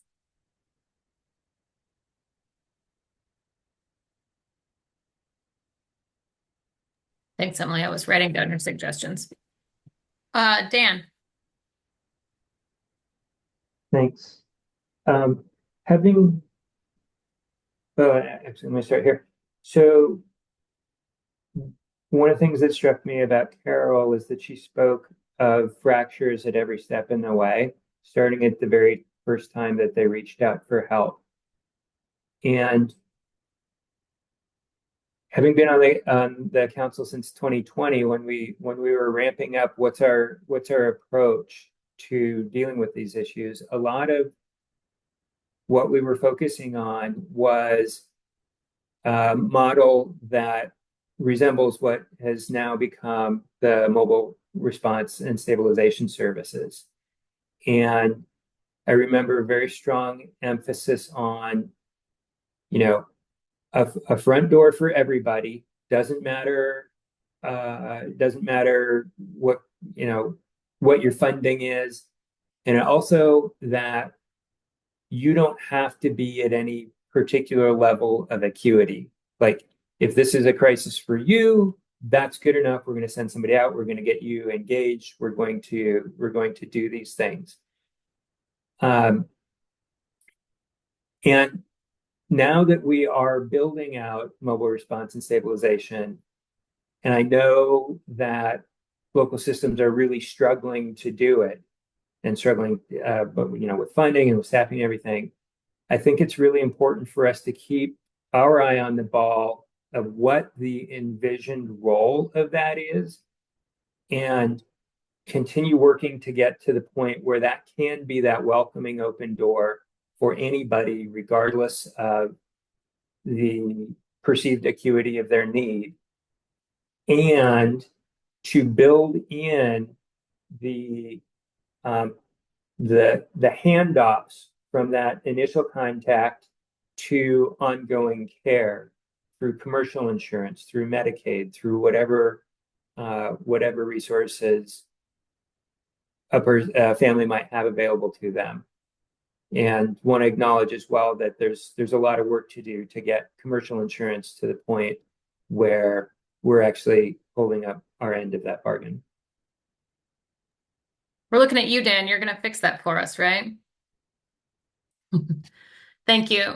So we are over time. I didn't want to call this because I think there's really fruitful conversation going on. So I had said Grace would go after Dan. I'm going to call on her, and then Jill, and then we can pick this conversation up at a future meeting or a subcommittee space. I think there's a lot more to be said. And hopefully this will inform, well, it will inform the System of Care Advisory Council strategic plan, but I'm asking our agency partners to think about how this can inform their strategic planning processes and their legislative work in the 2025 session as well.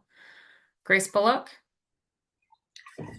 Thanks, Anna. I'll try to be as brief as possible, and I'm trying to weave together a few threads here. But first, I just want to acknowledge Carol and you know, the word fracture, just you used it repeatedly, and it's so resonant and it's so true.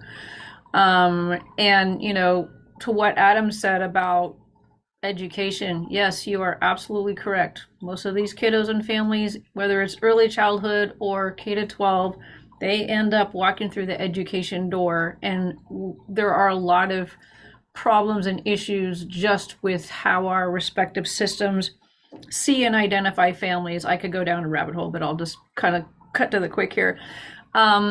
There are efforts to start to try to repair those fractures. DHS also has family preservation and self-sufficiency folks that we're working with in the community care demonstration project, really to think about how can we prevent. I mean, this is the thing that keeps me up at night, is how little time and energy and effort and resources this state puts into prevention. Because so much of what is happening downstream could have been prevented if we had actually been there for families when they need it. And I see a lot of prevention efforts going on, and every single one of those people that I talk to universally says, we're not getting funded. We're not getting funded now. We're not getting funded in the next session. And so, you know, if we're going to really make a dent, we have to start looking at how do we prevent these things in the first place, but also how do we fund those prevention efforts so they're not just flash in the pan temporary, because I think we're just going to be having the same conversation in 10 years if we don't start focusing on preventing what we don't want to happen, rather than waiting until it's already done and then looking back and lamenting because we didn't prevent it. So that's all I'm going to say. Thanks, Grace. Jill? I just wanted to use an example of something that maybe we could consider, you know, like I think ISA is a great example of a population approach kind of that's payer blind to some extent, because it's braided with state general fund, Medicaid, and there was a huge emphasis on building a model that could be sort of sold, if you will, to commercial payers. And so there's a lot of commercial payers paying for ISA, or at least. Jill, do you mind describing what ISA is? Okay. I'm assuming we have a number of people in here who don't know what that is. Yes, I'm so sorry. It stands for Early Assessment and Support Alliance, but it's an evidence-based program for treating youth and young adults with their first episode of psychosis. And it's really about early intervention and preventing sort of long-term negative outcomes, and has a lot of success, and can be accessed by anyone regardless of insurance because of the way the state has taken the funding approach. And so it just strikes me as, I feel like there's so much you can get on Medicaid that you can't get. And we don't really have a lot of folks that are uninsured anymore. So the counties don't get the general fund that they used to sort of subsidize.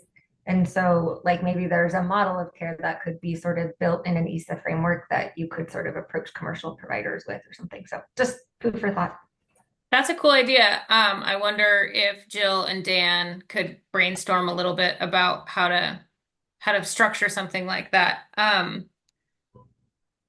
Replicating a structure like that, but in a different service environment. Yeah, and if I can just jump in real quick on that, Jesse Egan is actually facilitating a work group among commercial payers to try and figure out how we can improve commercial services or commercial coverage for these kinds of services. Excellent. So work is underway. Recommendation that you carry this conversation into that space. Excellent. Okay. Thank you, everyone. I see that Joylene put some more suggestions from her breakout room in the chat. Those will be included in the notes. We do need to move on and open it up for public comment. We're running a little bit behind. We'll probably just take a slightly shorter break. But I think Adam is the public comment announcer. I'll stop talking. I am. So yeah, folks that have been here listening to all this and haven't had an opportunity to share something that they want to share, either about the previous topic or anything else that you came to chat with us about, please feel free to raise your hand now. We've had a pretty open meeting, so I don't know if anybody has anything, but give a little space for any public member who would like to share. And then, of course, Joylene, Alicia, or Annette are happy to carry a message forward if you don't want to be attached.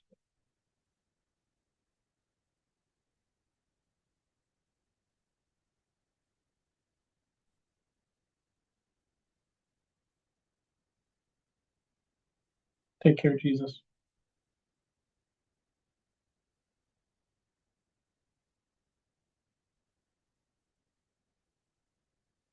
Hearing and seeing none.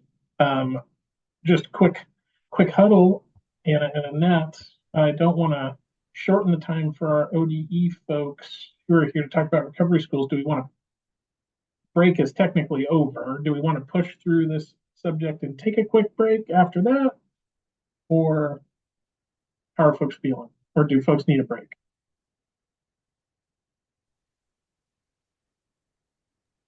ODE partners, would you be okay if we took 5 minutes? I feel like this was like a big, heavy topic, and I just want to give people a second to kind of move their bodies and reset for a second before we come back and talk about a different, less heavy, but still big topic. Yeah, we would be fine with that. Okay. So can we come back at 2:30? Yeah. Okay. Back.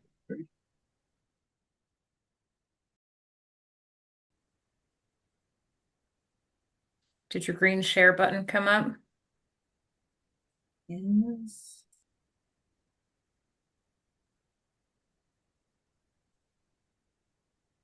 No. Okay. Calling everyone back into the room for the Oregon Department of Education's update on recovery schools implementation. All right. Are you ready for us to go?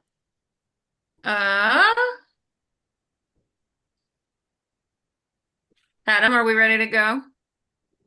Yeah, I'd just ask for council members, if you're back, please turn your camera on or give a thumbs up or something like that in the chat so we can just make sure that folks are here.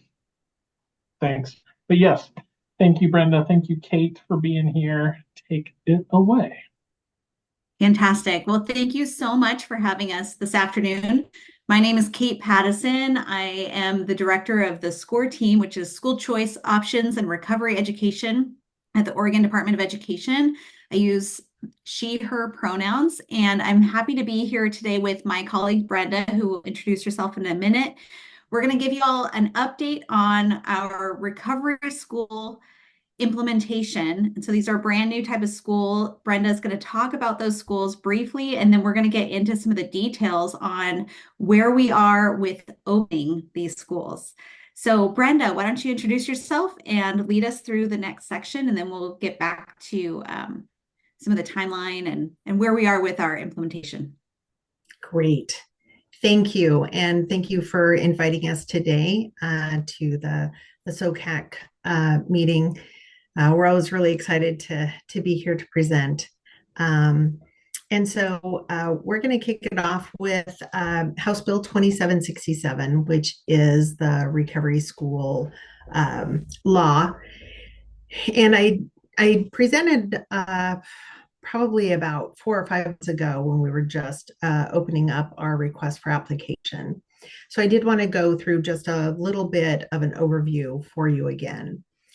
And so House Bill 2767, it was passed in the legislature in July of 2023, and it authorized ODE to open up 9 recovery schools all across Oregon over the next 5 years. And so this legislation really emphasizes the importance of addressing both substance use and co-occurring mental health conditions while providing that school experience in order to have students graduate with an Oregon diploma. Currently, we're in the process of authorizing 3 of our recovery high schools, which is really exciting, and it's quite monumental for Oregon. And as soon as those contracts are signed, we will be announcing that and sending that out for a press release. And then while that's occurring, we're also coordinating some community-focused meetings in smaller communities because we really want to make sure that we are focusing on opening up recovery high schools all across Oregon, including and specifically smaller rural communities and partnering with our tribal communities as well. So I did want to go over just a little bit about some of the components of a recovery high school. So it is a comprehensive high school, and it will lead to an Oregon diploma. So it's not a program that's within a high school. It is its own high school.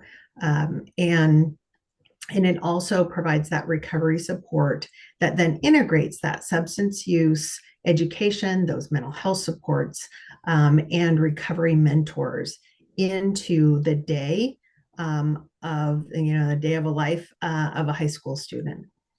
These schools are not a placement, so it is by student choice because we do want to make sure that students are ready to benefit from enrolling into a recovery high school. Our schools provide those alternative peer groups, summer school programming, and then we really focus on that long-term recovery for after school and into adulthood. We focus on 5 specific areas. One is to create a safe and supportive environment so that students can focus on the recovery in a school that they are in school with peers that are also walking that journey alongside them. We want to ensure that academic continuity so that students are able to graduate with an Oregon diploma. We also provide comprehensive substance use and behavioral health related services, so that recovery support, integrating substance use education, those mental health and behavioral health supports, and then those coping skills. Establish and maintain peer supports, which really builds that sense of community and that sense of belonging for students. And then finally, empowering that long-term recovery so that we want to help students develop those skills, be able to generalize those skills out into life and in all of those areas that they're going to be working and interacting and living in, so that we can help provide them those skills and resources necessary to maintain that long-term recovery. As Brenda said, we're very, very close to announcing our first 3 approved recovery schools in the state of Oregon, and also gearing up for our next round for our RFA to go out, where we can approve up to 3 more schools for the next school year. So it is quite possible that this time next year, we will have 6 approved recovery schools serving students all over the state of Oregon, which is, as Brenda also said, it's just monumental. It's a huge piece for Oregon. Yes, and RFA, request for applications. So these schools are going to be operated by school districts, ESDs, which are education service districts, or public charter schools, and will be contracted directly with the Oregon Department of Education to operate these comprehensive high schools. Over the next year, we're going to be providing technical assistance and support to our new schools and continuing to build the program, including hiring some more staff and supporting the bigger picture of what needs to happen in Oregon.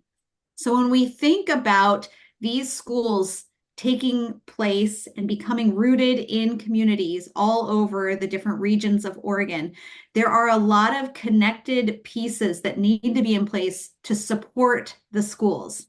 While the schools do provide that full comprehensive education paired with the recovery therapeutic support for students who are attending the schools, there really need to be these strong partners and identified pathways so that that continuum of care for the youth and their families and caregivers is fully supported and integrated across the community. So this is really where we wanted to engage the committee today in discussion and really start to spur on deeper thinking about how we can make the right kinds of connections, support the right kind of relationships, and start imagining the right kind of development within communities to support the relationships, but also the potential. I mean, one of the things that we've talked about outside of just partnering relationships and grant making and things like that is also the workforce. There is going to be a need of those appropriately trained, certified professionals and mentors and staff, not only to staff the schools, but to make sure that there's the right support for the youth in the community. So I'm sure y'all have talked a little bit about the differentiation between adult supports versus youth supports. This is really an opportunity to bring together people who are in these regions providing recovery support for youth around the school. So we've identified some of these groups. Obviously, there's ODE and other state agencies. There's national associations that are there to support the recovery schools and the other partner organizations, different grant funded organizations out there, local and regional behavioral health organizations, both private and public. So we're really looking to partner with everybody who's doing the work.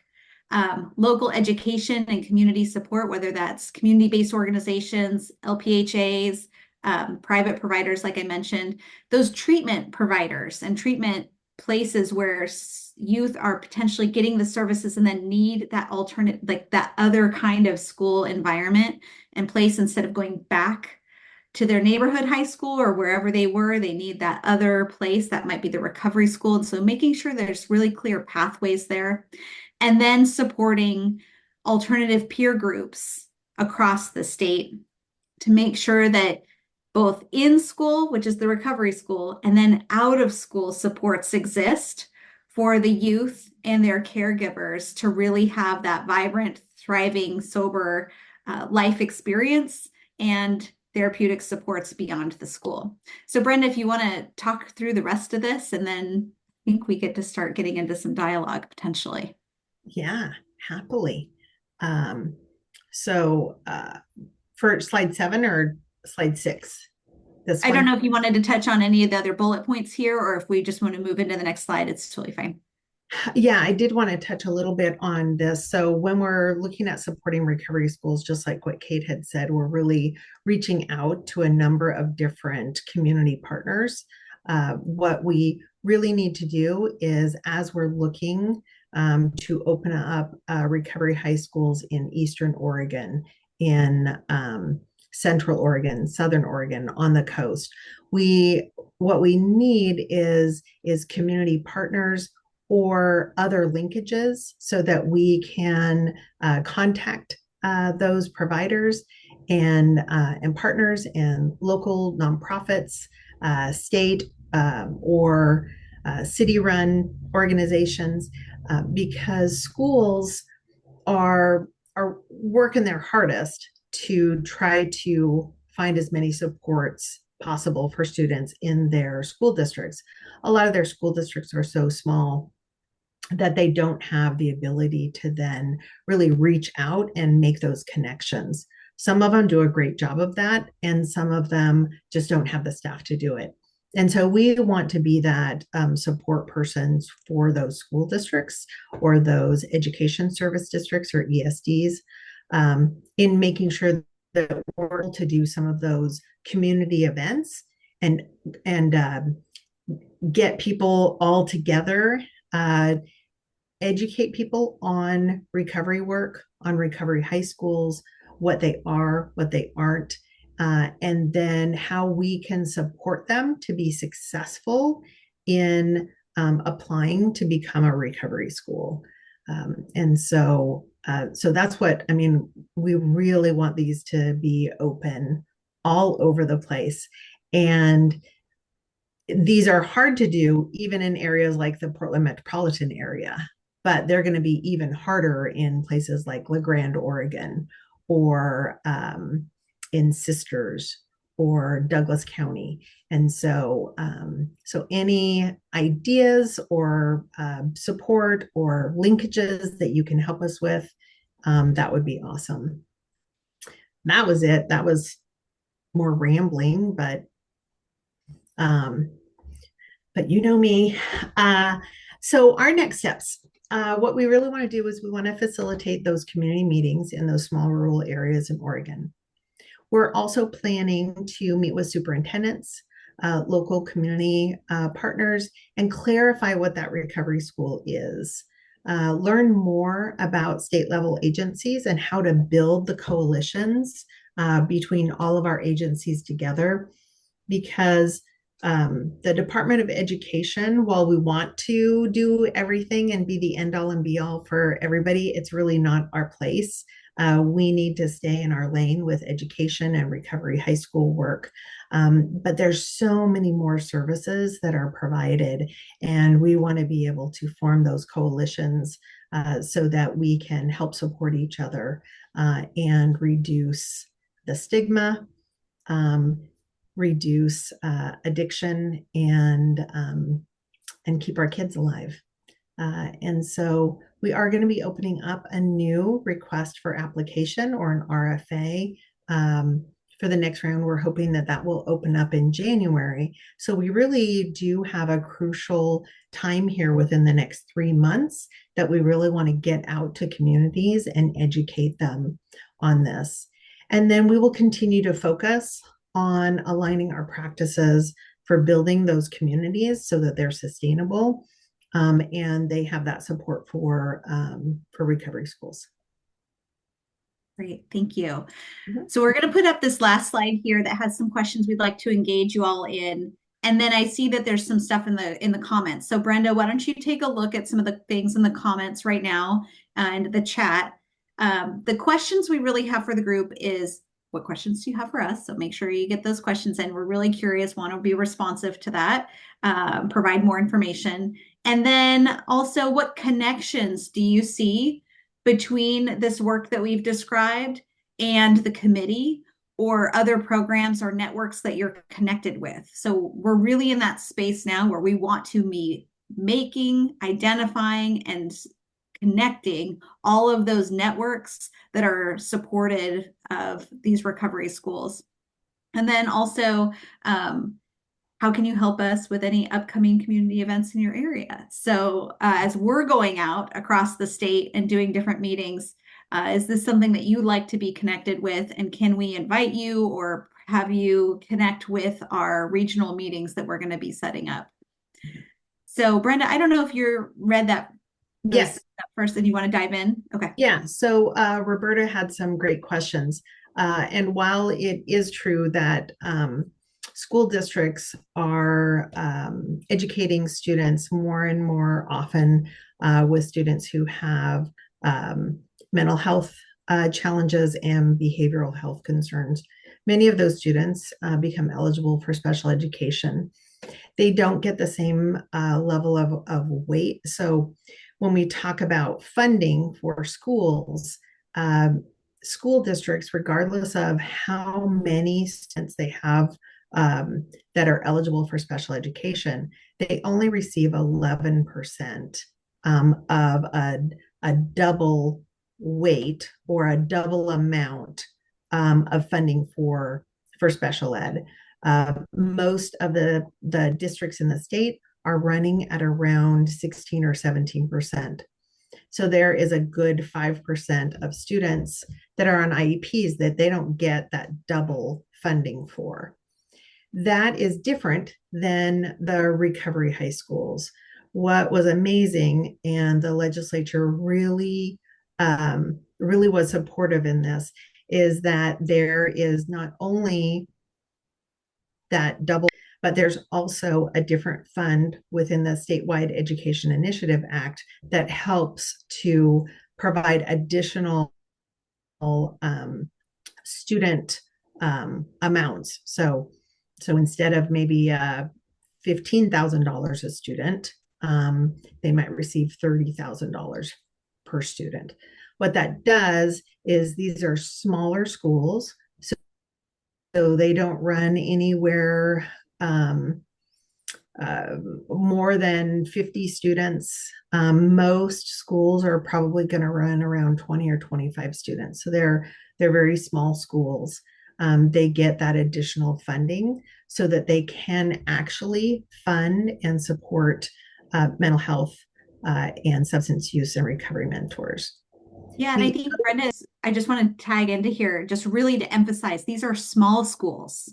Small schools. And they are going to be funded at a level where they are staffed, where they'll have teachers, they'll have peer mentors, they're going to have the specialists with the right certification to support the recovery work. they are likely to have either some amount of an FTE or a full-time, depending on their size, mental health support and therapists on site, and ideally would be paired with and partnering closely with local providers, whether that's through an alternative peer group or other organizations that will have on-site staffing and support for those students with other needs or more intense needs. So I don't know, wanted to highlight that. Yeah. And so a couple of you, Roberta had asked, and then a couple other people have asked. So we do want to partner with mental health providers. And that's why we're reaching out to you, and we are having other meetings with other local partners and community partners, because we do want to partner with Trillium, with a number of different places throughout Oregon. And we also want to partner with nonprofits as well. So we're keeping that that broad, especially when we're looking at those rural or smaller communities. They may or may not have the same types of staffing.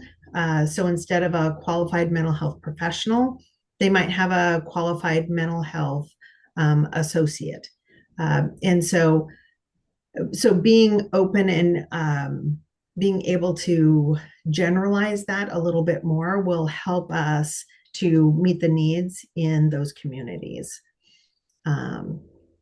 And let's see. Yeah, I see that Alicia's hand is raised. Yeah. Do that. Yeah, thank you.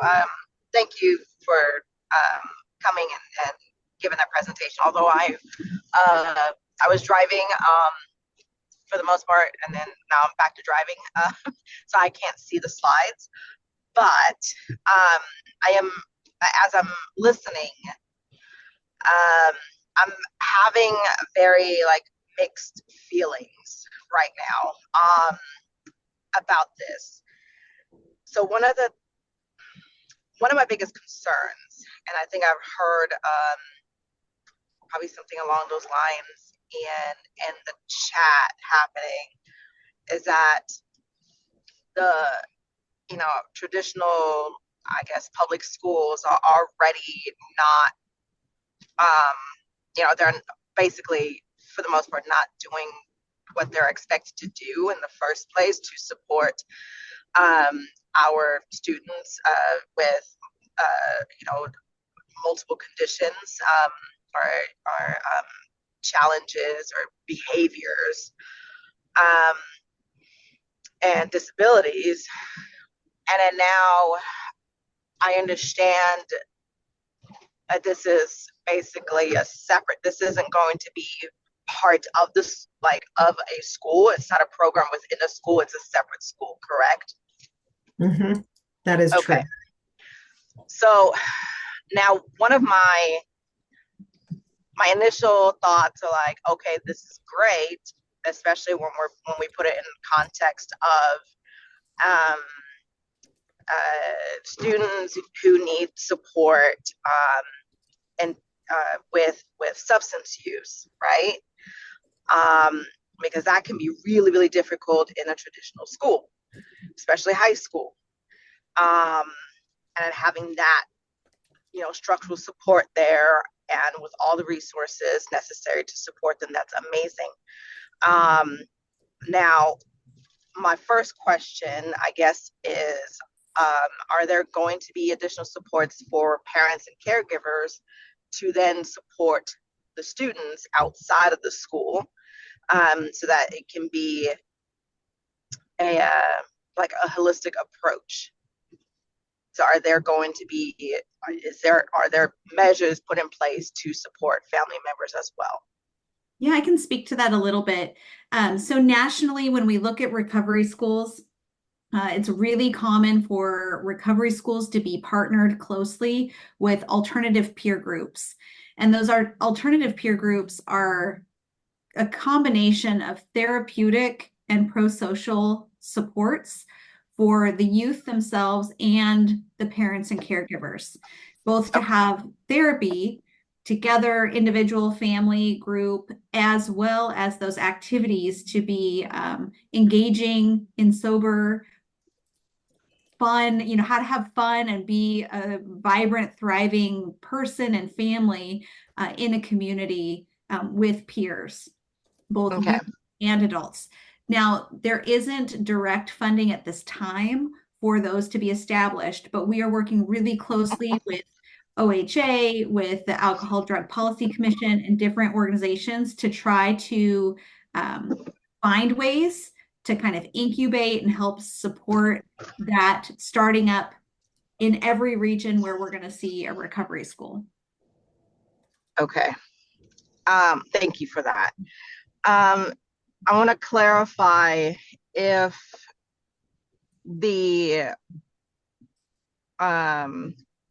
if students have to have a substance or have to experience or navigate substance use in order to qualify to apply for or to enroll into the school. What we've defined, so what we've defined in Oregon is that eligibility for a recovery school is multi-pronged. There's the schools will have some ways of determining a student's eligibility with them. So obviously a diagnosis of substance use disorder is one way. Maybe participation in a treatment program could be another way. But then there's also the school is allowed to review and work with the student and the family to look at education records, other types of records, or also just assess the student's readiness to change. So on that continuum of recovery itself, is the student in a space where they want to engage in recovery and participate in the school and do the activities that are necessary and required as part of participation in the school. So even if everybody around the student is saying, this is great for you, and the student might be like looking on paper or in life like a great fit, the student also has to want to be in the school and participate in a recovery school program. So I hope that gets to that a little bit. One of the, when we were determining those criteria, we were talking a lot about some of the disparities for different race and ethnic groups in Oregon, and how there's disproportionate access to treatment, medical providers, as well as different lived experiences in relationship to education and medical providers, and whether or not there's the trust or the relationship to have a diagnosis or to engage in that. So we wanted to have the schools have flexibility in how they can approach and determine eligibility with students, but also have parameters on that. Clarification. I think what I really wanted to get to is overall what my biggest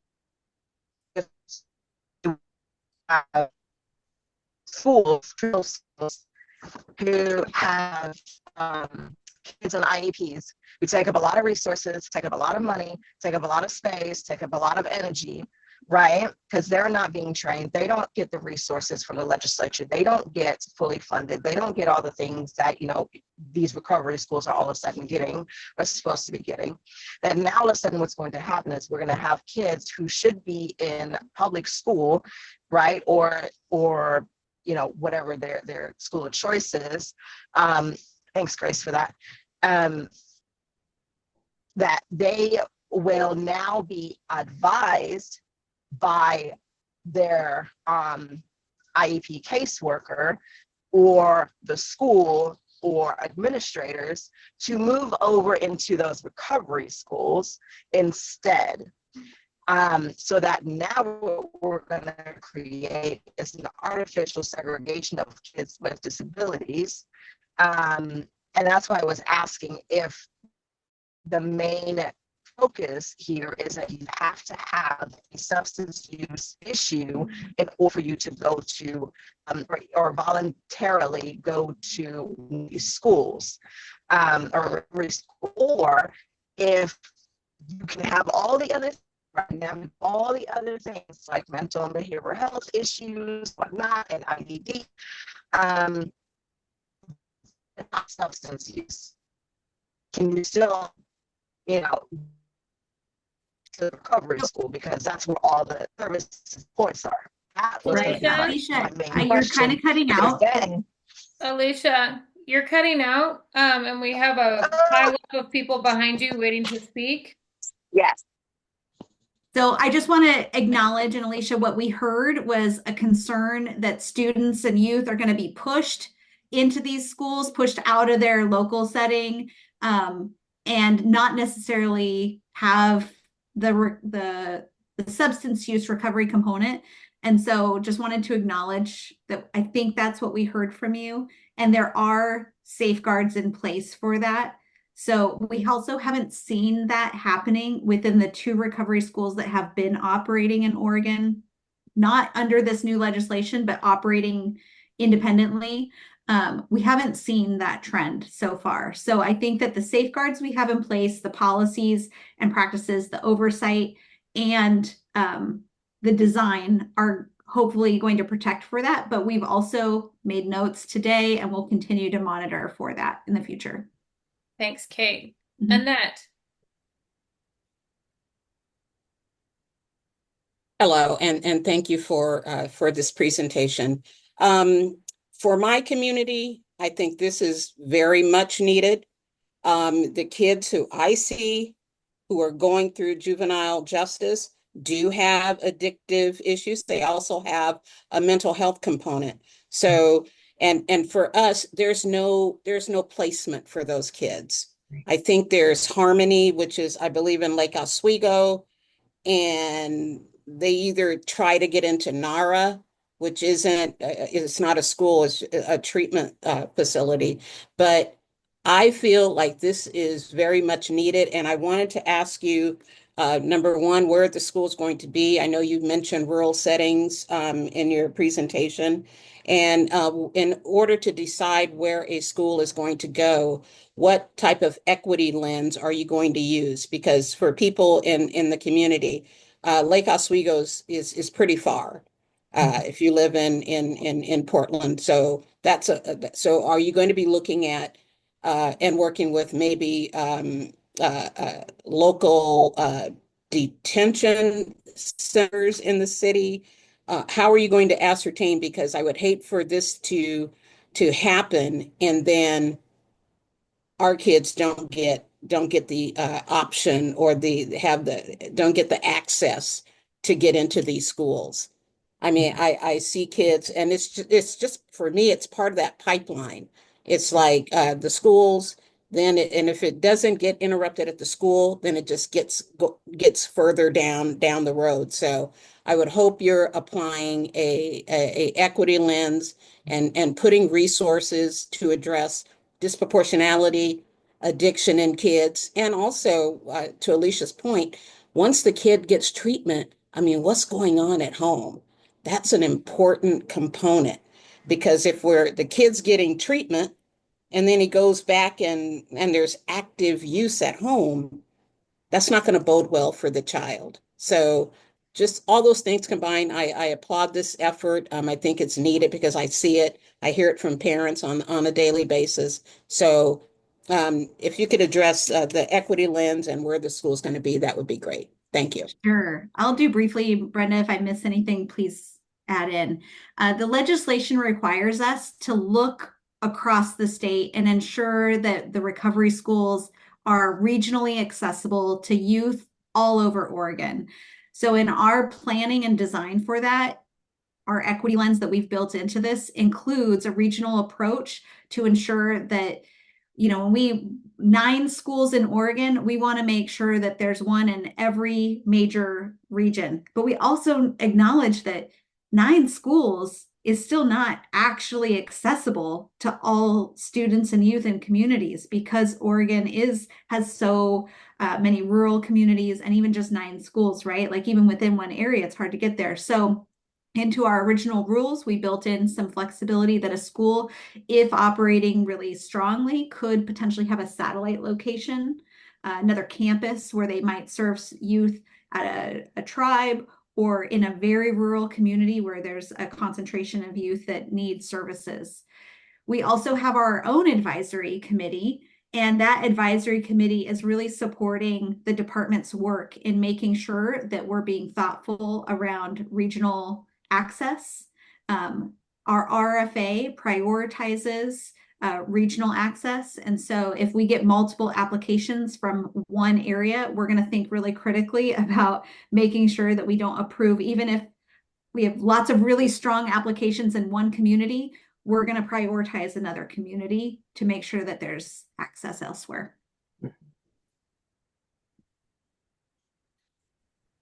Yep. Kate, Brenda, thank you for being here. I do just want to say, like, we are here. I see the activity in the chat. We're here to talk about recovery schools. This isn't to address all of the frustrations that folks may have with ODE, and we're happy to have continued conversations about ODE generally, and pointedly about some of those concerns. But I do just want to acknowledge that you all are here to talk about recovery schools, and I appreciate that. That's your area of expertise. And so my question to you is from someone who works a lot in rural and frontier Eastern Oregon. I'm looking at the Oregon Education Service District map, and it's like, okay, so if we were to try and do one of these in Eastern Oregon, right, we're looking at 1, 2, 3, 4, 5, 6, 7-ish probably ESDs to kind of come feed up. And like, we do have a few boarding schools still in Eastern Oregon, but is that a model that would be looked at, or like is there somewhere else in the country that has done a school that has used multiple kids from multiple ESDs, and has that been successful? That sort of thing, just from a logistical standpoint. Brenda, I'll just do a quick sentence and then you can fill in the bigger picture. Right now, our legislation and our model does not necessarily include a boarding component. They are open schools. And so a student from one region or district can attend a recovery school outside of their typical like attendance boundaries and stuff. So we at least have that flexibility. Mm-hmm. I think, and Brenda might speak to this a little bit, as we continue to foster the support to try to foster these schools in these rural frontier areas and regions of Oregon, there might have to be some other creative supports to ensure that students who live, over 50 miles away can access the school on a regular basis, whether that's in a satellite location or some other creative mechanism. So Brenda, I don't know if you want to speak to anything else. Yeah, Adam, that's a great question, because just like Kate said, so these aren't programs, so it is a school. And since they will be ODE schools that partner with a sponsoring school district or educational service district, the students don't have limitations in which district they live in. So they can enroll in this school, and then that'd be their home school.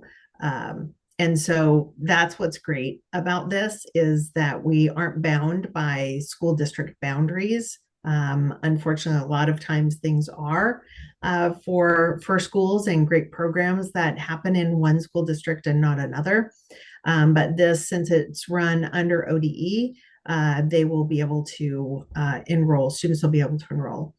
And actually, we are in conversations with Malheur ESD, the education school district there, and then also with LeGrand School District. So fingers crossed, they will. And for the first year of our advisory committee, we had someone from Lake County on our committee, and so that just really important representation and perspective of what does it look like supporting youth and families in these rural communities has been a really important part of our dialogue so far. Wendy? Yeah, thank you. I just want to speak to this a little bit as the parent of a high schooler who is currently in one of the recovery schools. And I can tell you that she was not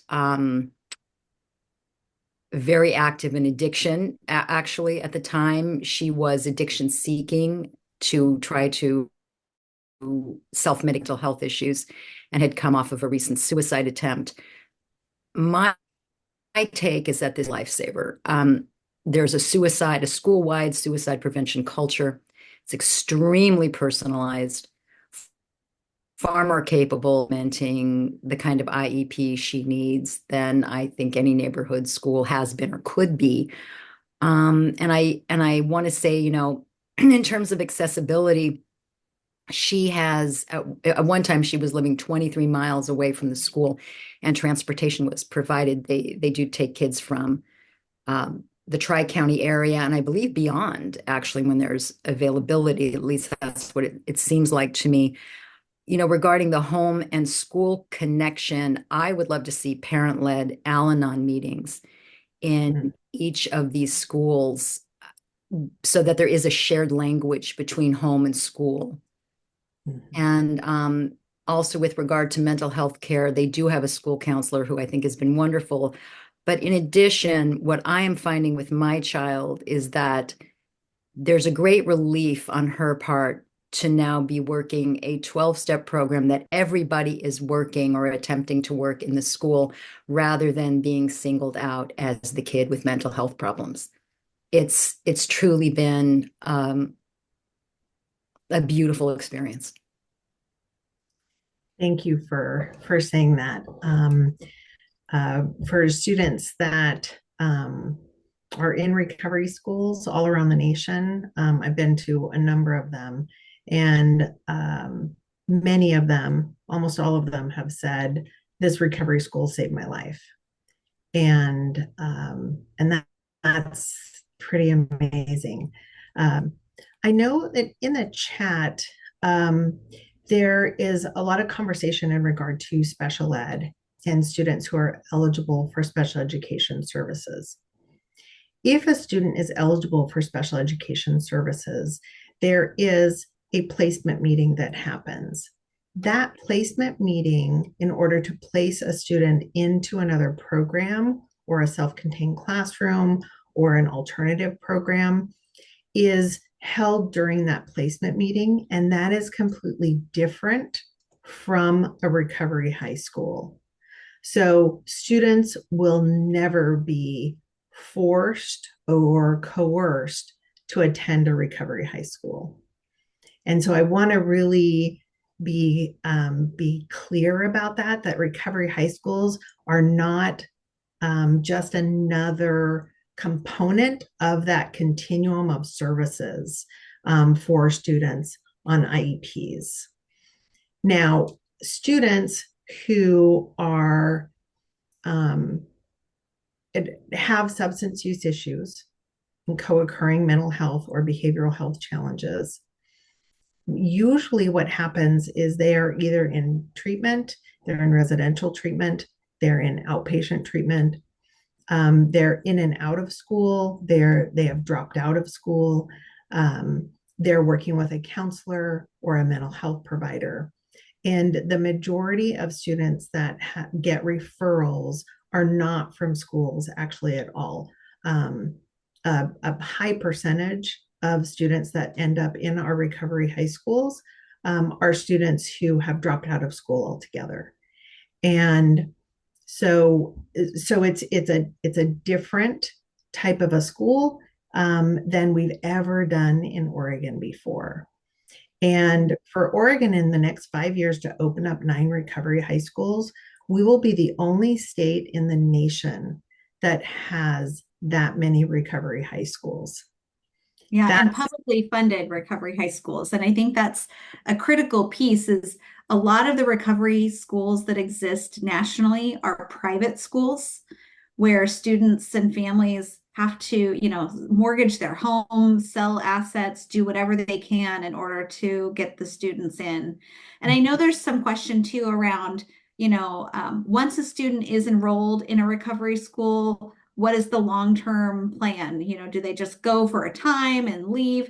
And really the recovery high school model is founded on this idea that it's a different type of place for students with a different kind of need. And so most students who enroll, the plan is that they will persist, they'll stay in the recovery school until they complete high school. So whether that's an Oregon diploma and graduation, a GED, whatever that looks like to complete their high school, and then be supported with that really integrated transition support onto career, post secondary education options, and have that continuum of recovery support with them along the way, with that really close handoff and relationship building to ensure that the student continues in their recovery wherever they're going next. So that does mean that there are only so many kind of seats or spots in Oregon, but the legislature did approve up to 9 schools for us to start with to see what that looks like. We know that over the course of time nationally, like recovery schools are best as smaller communities, kind of in that 30 student range on average. So it's possible that we could see more schools down the road, but right now we're really focused on just really strong implementation in these first recovery schools in Oregon and to support the youth that have access and need it. Thank you so much, Kate and Brenda. I want to highlight some of the suggestions in terms of one of your questions was like, where can we go to kind of share this information and build community connections? I saw Anderson offered REAP as a partner. Highly recommend taking him up on that recommendation. I don't know, Anderson, if you want to say anything. Yeah, we work with school districts across the state, starting from the Portland metro area and spreading out from there all the way out to rural areas like St. Helens, which I understand that district area is also really in need when it comes down to that. And then as well, I'm also a part of OCF's Black Student Success Network. And so it's like a coalition of like over like 50 organizations spread across the state. And so if you're looking to find organizations and further even spread out across the state, that might be helpful, especially when connecting with the Black community and organizations that would definitely benefit from partnership and knowing that this even exists. Because a lot of folks don't always think about this or know where to find these resources. To be able to break down the barriers of access. So wanted to offer that and can be a connector if possible. Thanks, Anderson. And I think, I was just in a conversation last week about substance use and juvenile justice. And one of the pieces that came up there was around culturally appropriate family supports. So saying like, hey, we're going to provide peer support for a family. That structure of what family support may look like could be different for a Black family whose student is attending your school, for a Latino family who speaks Spanish at home or who doesn't speak Spanish at home, right? So being really thoughtful about what partners you're bringing in to be culturally appropriate and relevant for those students is going to be something that you may need to look at who your population is at each school and then build that community of support around to be responsive to the students that are attending your school. There was also Gobi offered to help. I know Sandra mentioned that the juvenile justice partners, both county level, Sandra, you could probably say it better than me. No, I was just thinking, having worked at the juvenile justice level, at the county level, and having had and remembering clients that were involved at Harmony, I know that there would be a lot of interest and excitement around partnership or how, even just input and but certainly I would be willing to make those connections. And at the state level, we have offices across the state. We do parole and probation across the state, understand the nuances of eastern rural Oregon versus tri-county area, all of that, and happy to partner in however we can. For us, it could potentially mean a kid not having to go to a correctional facility, because a lot of times when they blow out of their educational program, courts get frustrated and make decisions around where a kid's going to live. And, if it's truly a substance abuse issue or a co-occurring issue, we would like that to be addressed rather than have them coming into our custody or into one of our facilities. So happy to partner. Just really excited to hear that there's going to be more resources for the kids, particularly around substance abuse. Yeah, thank you, Sandra. I did write down your email. I wrote down yours. I wrote down Anderson D for REAP, the CBO, Chrissy Hudson. Chrissy, I don't have your email though. And then Anderson, thank you very much. Excuse me. Yeah, And if then, anyone else just wants to drop them into the chat, I'm just grabbing stuff out of the chat and putting it into our notes. Excellent. Yeah, I was like, this has been flowing by. I just want to make sure that you're getting it caught. Yeah. The other ideas that popped into my head as I was hearing people think is youth era, of course, for peer support, youth peer support. They also have drop-in centers around the states. They might be able to connect you with community partners that you enjoy working with, which I think is a helpful filter. Our local system of care councils, we have one in every region of the state, and we have we have partnerships with each of Oregon's 9 federally recognized tribes. Some of those folks might be interested in partnering with you on this, and some may be busy or this may not be where their priorities lie. We'd be happy to ask. Early learning hubs also tend to have those really good community support networks that I would recommend. And then you've probably already thought of this because they are sort of part of you, but Youth Development Oregon and their regional convenings that they do would be a great opportunity to go and sort of see who's at the table and think about how to partner with them. perfect. Thank you so much. We really appreciate being here today and having good dialogue, critical questions. We're eager to continue this work. And so definitely reach out to us. Brenda and I will put our emails into the chat for you if you want to reach out directly to us. Thanks so much. Excited about this opportunity. I have this vision where like every school becomes a recovery school because that's like how you get well funded, but maybe that's 20 years from now. There you go. All right. Well, thank you. Please email us for any additional questions, or we will be reaching out to you to have more conversations, specifically in the communities that we're really trying to garner that level of support for. So I really appreciate it.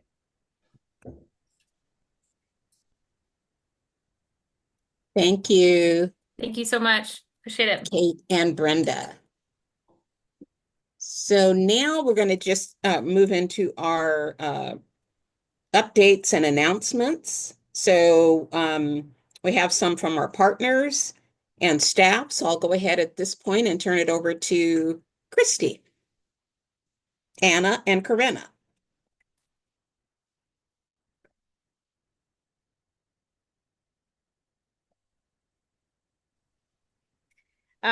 Okay, so membership survey. You have heard about this one for many weeks now. We are trying to wrap this up. Just want to reiterate that all appointed council members are requested and required to respond to the survey.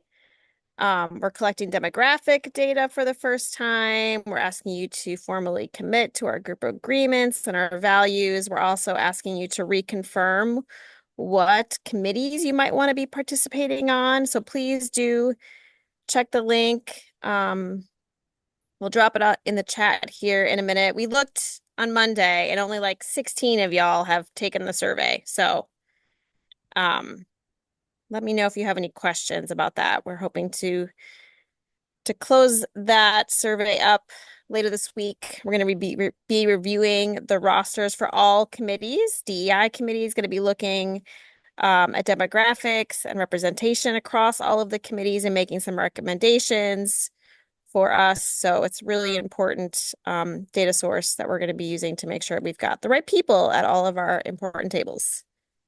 Adam looks like he has a question. Adam. This is going to sound really needy, Christy, so I apologize in advance. It's okay. I can take it. I don't remember if I did this survey or not. I hope I'm maybe not the only council member who's like, I probably did this, but isn't sure. Would it be possible for you to send out to those who haven't just a gentle prodding? I know that's ridiculous. I'm sorry I'm asking. For I just sure. I was literally gonna typing the exact same thing in the chat, Adam. I can't remember. No, Thanks that's for totally meeting. okay. I appreciate it. At least I Happy to do that. I'm gonna actually ask Corinna to do that. So look for an email from Corinna later this week. Thank you. All right, and I think I'm actually gonna pass it to Corinna to talk a little bit about member bios.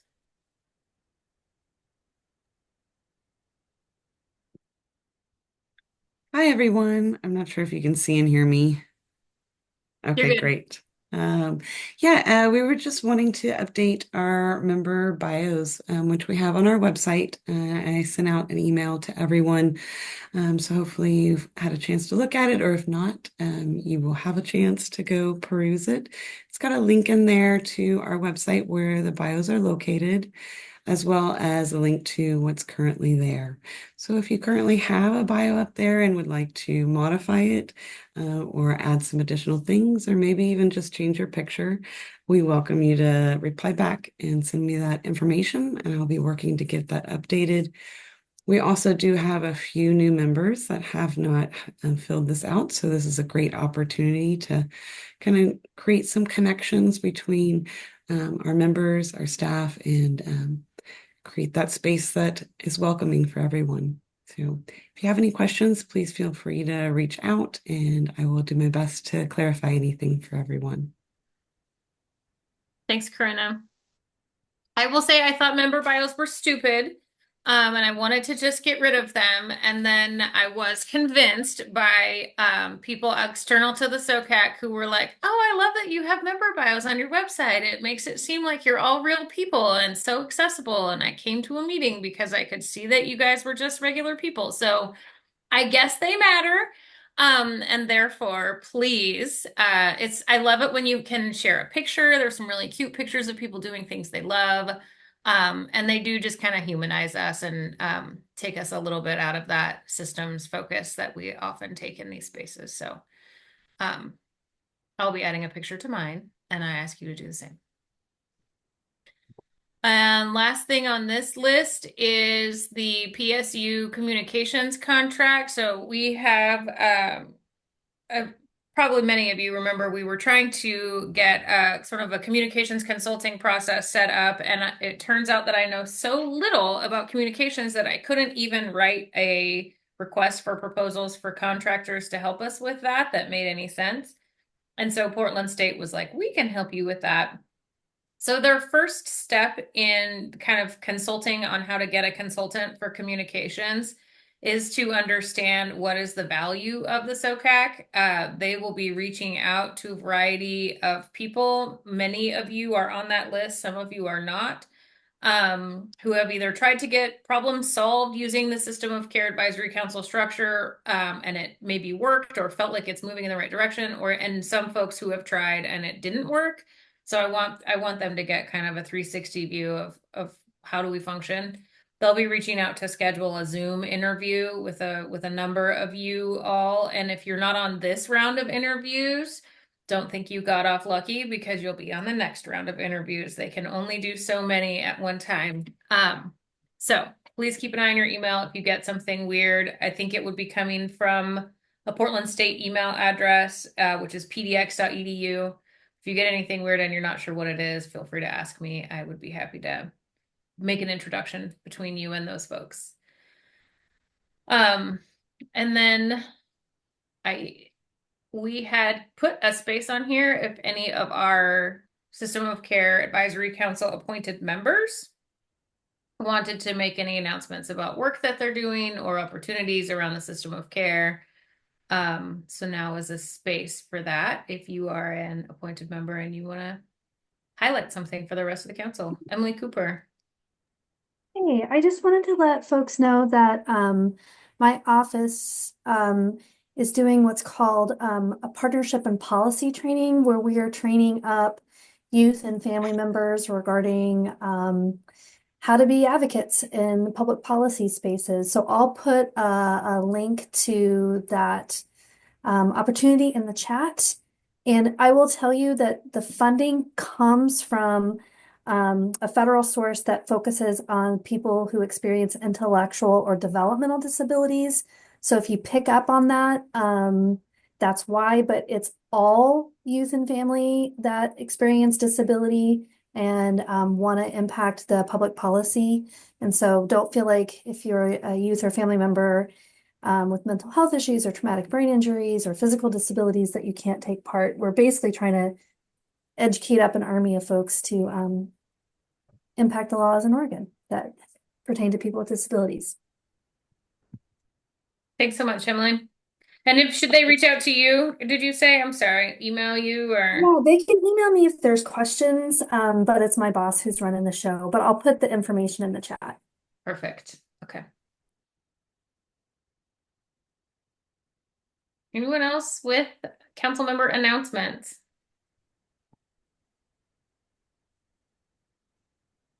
I'm giggling at the chat. All right. Well,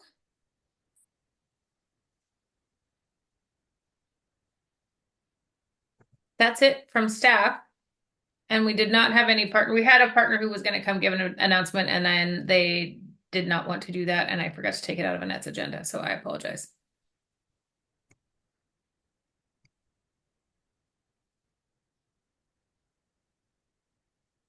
That leaves it up to you, Adam. Yeah, I was gonna let the list of people that have completed it just kind of marinate there for a minute in the chat.